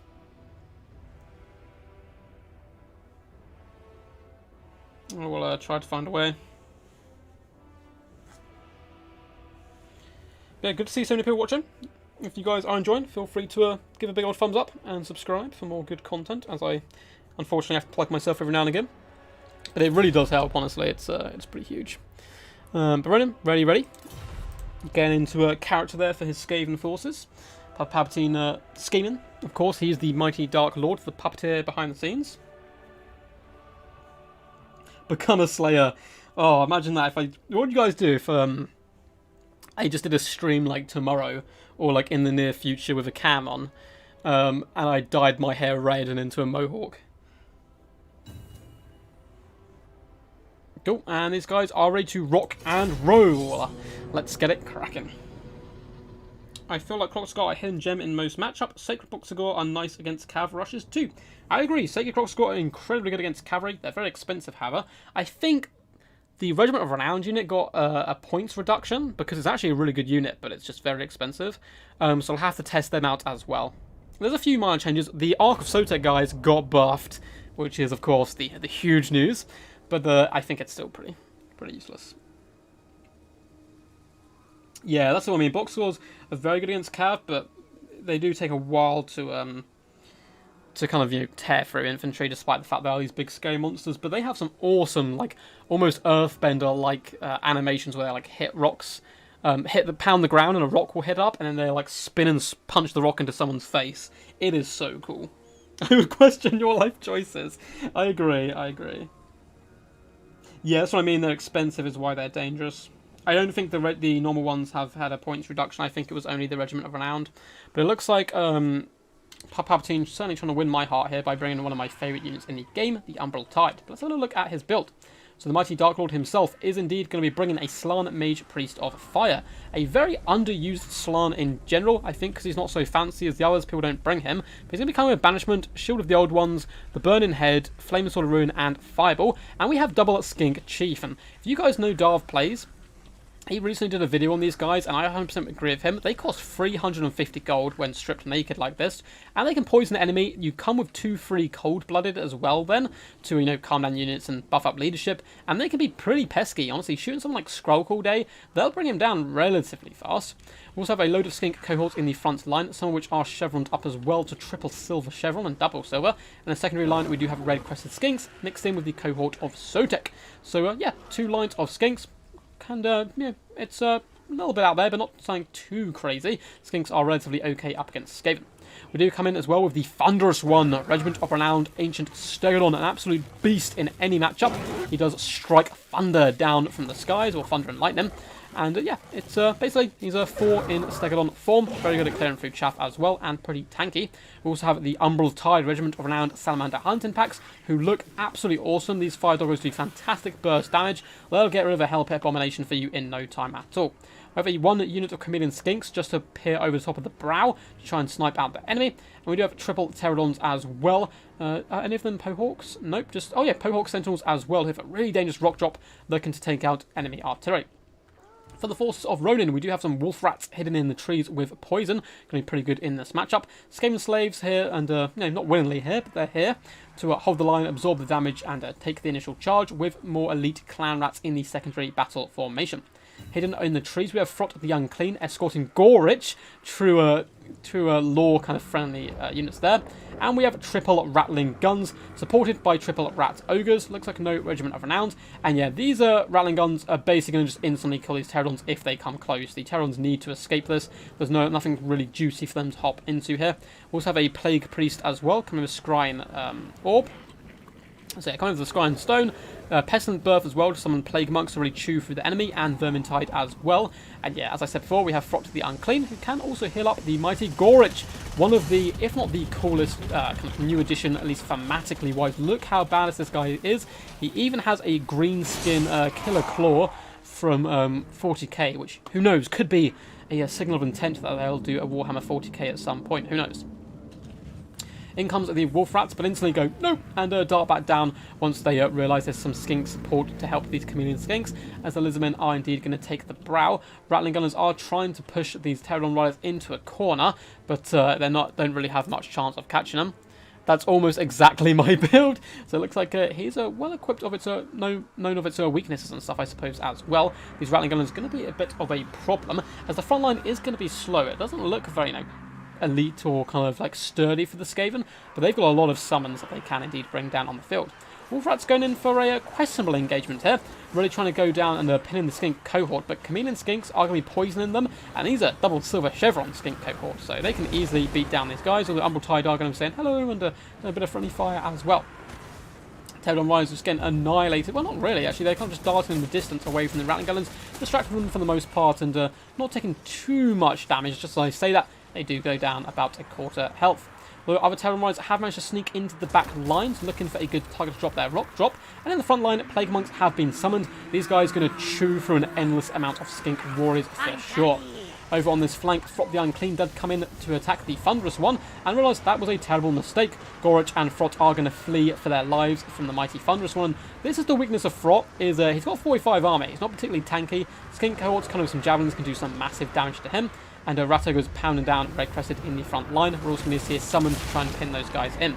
A big fat fireball is coming down from the Slann Mage Priest, as well as Umbral Tide pressure is now being popped down onto the Rat Ogres, doing some really nice damage. Frot is getting danger low here, but of course he is going to regenerate as the battle goes on. There's a big kind of holy clamour scoodle in this middle. That's a word I probably can't say on stream there. And yeah, it's a bit of a mess. Skink Chief's trying to hold the line and help out the cohort of Sotek where possible. The second Plague Monk summon has gone down now, though, committing it pretty early on for sure. Thunderous One is basically just going to wait for these Rattling Gunners to go offline, and then he can become a pretty big world beat here. Pterodon Riders trying to dart and weave where possible, and some Skinks, with the help of the Orc Centaurs, did get into the back line and shut down the Rattling Gunners. This is huge. If these Skinks are allowed to chase off the Rattling Gunners, that's, you know, a third of the firepower of this build out. And it looks like the Rattling Gunners are really struggling here. Palpatine's micro has been on point all day, and another rock drop comes down, doing huge damage to these Rattling Gunners before darting away and allowing the Skink cohorts to get in there and do the damage. Rattos have been forced back due to good consistent fire pressure from the Umbral Tide and Slan Mage Priest. And then here, Frot the Unclean is actually wavering pretty low, trying to fight side by side along Gorich here, who's doing some awesome attack animations, just slaughtering little Skinkies left, right and centre. The long-range firepower of the Thunderous One as well isn't to be underestimated, coming in with those poison blow darts, doing some really good work, also learn the stats of these guys. Frot and Gorich are considering charging in here, but this is honestly risky. The Thunderous One is an absolute beast. Umbral Tide may be doing a bit too much friendly fire here, however, but it looks like it was a trap. Ronin does indeed summon the Rat Ogres and pops Creature Killer, giving all these guys an extra bonus versus large. But with the Umbral Tide here, launching some shots up and over with deadly accuracy there, hitting Gorich at massive damage. The Thunderous One is laughing at these heroic legendary characters. They are nothing to the power of a Stegodon. Rat Ogres are going to be trying to chase back the Umbral Tide, which was a really nice play by Ronin. He needs to shut these guys down, and it looks like they are going to be able to catch them and do some pretty decent damage, whereas the Skinks attempting to support, but they're not going to have too much of a good time. And so there's a lot of Lizardmen units who now can kind of emerge back into the battlefield. We do have a Shield of the Old Ones going down, keeping the Thunderous One alive and healthy, as some more Rat Ogres are coming to do some damage. And it was some Rattling Gunners who are going to finish him off, but a Banishment coming in is going to slaughter the remainder of those Rattling Gunners. So we have a little bit of lag here, nothing too bad, however. And those shots into the back of Gorich are pretty huge, and the Pterodon Riders can now come in and help finish off these units. It looks like Frot has managed to come back to the battlefield, but I think we're going to be seeing a long-range fireball. That Slan going for the absolute slam dunk, and is it going to be a goal again? He does indeed clip the tail of that sneaky Frot and does some pretty big damage to him. Pterodon Riders should have been able to escort him off the edge of the battlefield. Battle going heavily Dino favoured, as the Thunderous One is just pounding down unit after unit. Don't know how much value he's gone. Pretty good, 2,500 damage of value, but he's been there in the big key engagements and swung them in favour of the Lizardmen. Could be a way back in the game here, however, for Ronin, as a combination of Rat Ogres and Slaves, led by a mighty Plague Priest who is taking charge of this battle, are going to be chasing down at this Slan Mage, but you know, they're relatively fat overall and healthy, up to 3,700 health still, and yeah, Skink Chiefs can simply poison dart down that character, and it looks like the Skaven have shattered here. Very well played to all these guys, and it looks like Papa Palpatine is indeed going to be taking this final, though, in a ferocious 2-1 affair. Great damage across the board. Slan Mage Priest up to 15,000 damage dealt. Umbral Tide, though, mixed in with the Thunderous Ones, real MVPs, 1.5k damage value. Thunderous One as well, 2.7. And those Pterodons, despite the counters of the Rattling Gunners, still managed to get in there, shut them down with some good patient micro coming in from Papa Palpatine. The Skink cohort as well with Silver Chevron, very interesting pick. Unfortunately for Ronin, his big heavy hitters, Gorich and Frot, couldn't really get their value back, as they got a little bit isolated and taken apart by that huge fire damage, really accurate shots from the Umbral Tide. And the Rat Ogres as well were kind of on babysitting duty, but still couldn't deal with the air pressure of all those Pterodons. So fantastic game. Let's see what the lads are saying. Frot new Tretch confirmed. Lovely. Probably drop rocks, kill them super hard, yeah. Yeah, Warp Gale with Rattling Guns, yeah. You need the combination. GG. Epic set. I think that was the best set, honestly, as well. The best set of games was the final there. And Palpatine is going to be taking the title today. So let's pop in here and change the scores quickly. Actually, very impressed that I didn't leave a shot blocker up, screen blocker up once at all there. So it's going to be 2-1. Hope you guys did enjoy. We still have the giveaway to go, so don't go anywhere just yet. This was a good one. I was falling asleep playing Greenskins last game. Yeah, it was rather slow. Make sure... if you guys want to enter the giveaway, make sure to do it now. Cool, so let those guys know. And yeah, so this is your last chance, guys. I'm going to be closing this off in literally about a minute.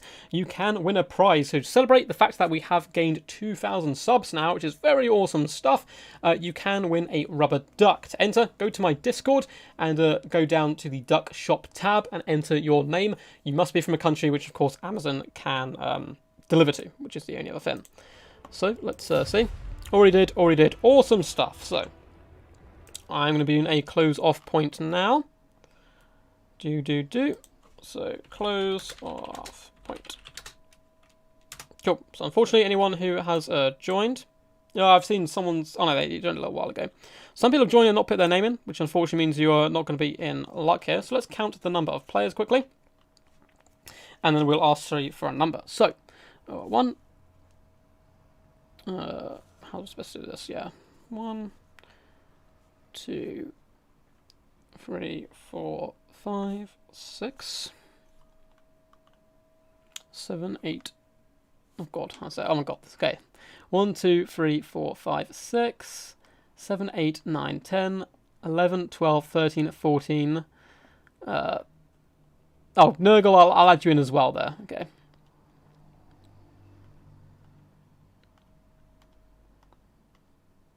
So we have 16 people have indeed come in. So I will ask Siri to give me a random number between 1 and 16. And if that matches your name, you will be in here. Can you write a book? Who, sorry? I'm currently writing a book, if that's me, but I'm not sure if that's who you're talking about. I've played tic-tac-toe, but so far didn't manage to connect 4 wins. You still need to open the challenge site, Rebecca Warder. Is it not? Challenge should be good for you guys, I think. If not, I can sort it out for you. Oh, I didn't start the tournament. Oh, sorry. Well, I'll start that now. Feel free to enter your scores. But yeah. Oh, sorry. Load of people are messaging all at once all of a sudden. Oh, no, it's because I wasn't on that before.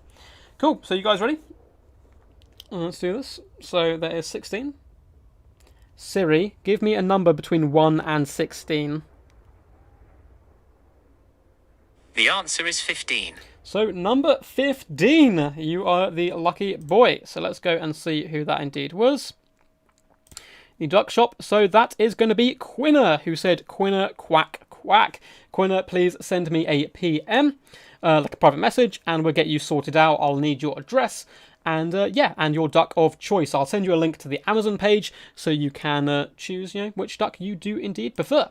So sorry guys for who didn't win that one. We will do another giveaway, of course, once we probably hit 3,000 subs next, or maybe it depends how quickly we get there. But we'll do another giveaway shortly. Poor Sam, no duck. Sorry guys. Samwise the Brave. Oh, you asked him to release a Punapedia. Hell yeah, I would buy that Optimus Spine for sure. Guys, well done to Pub Palpatine for winning this really fun tournament stream, and well done as well to the mighty Quinner for winning the duck as well. Hope you guys enjoyed. It was a really fun affair and a good celebration as well for us hitting 2,000 subs. So yeah, hopefully, on to the next 1,000 as well. What I'm quickly going to do now is check on YouTube to see if anyone else is streaming, and I'll send you that way. If they are, please do yell quack quack at them, but I don't think, it doesn't look like Darvaturin is streaming. I think Logic is. So Logic is streaming. It looks like a Sisters of Twilight legendary campaign. So I know campaign's not most people's thing, but if you do want to see my housemate play some campaign, I'll quickly drop a link to you guys. And go over there and say quack quack to him. Hopefully that link worked. There we go. I'll drop it a couple of times. Then just pop in and say quack if you are interested in campaign. I know a lot of people who like multiplayer don't like campaign and stuff, but yeah, if you do, feel free. So I'm going to go eat some food, guys. I'm going to go devour food. Thank you so much for tuning in. Really appreciate everyone who likes, subscribes, all that kind of standard stuff. And I will see you guys next time. Adios, amigos. Oh, I almost forgot to say, stay awesome. Would have been a nightmare if I'd forgotten that. Peace, guys.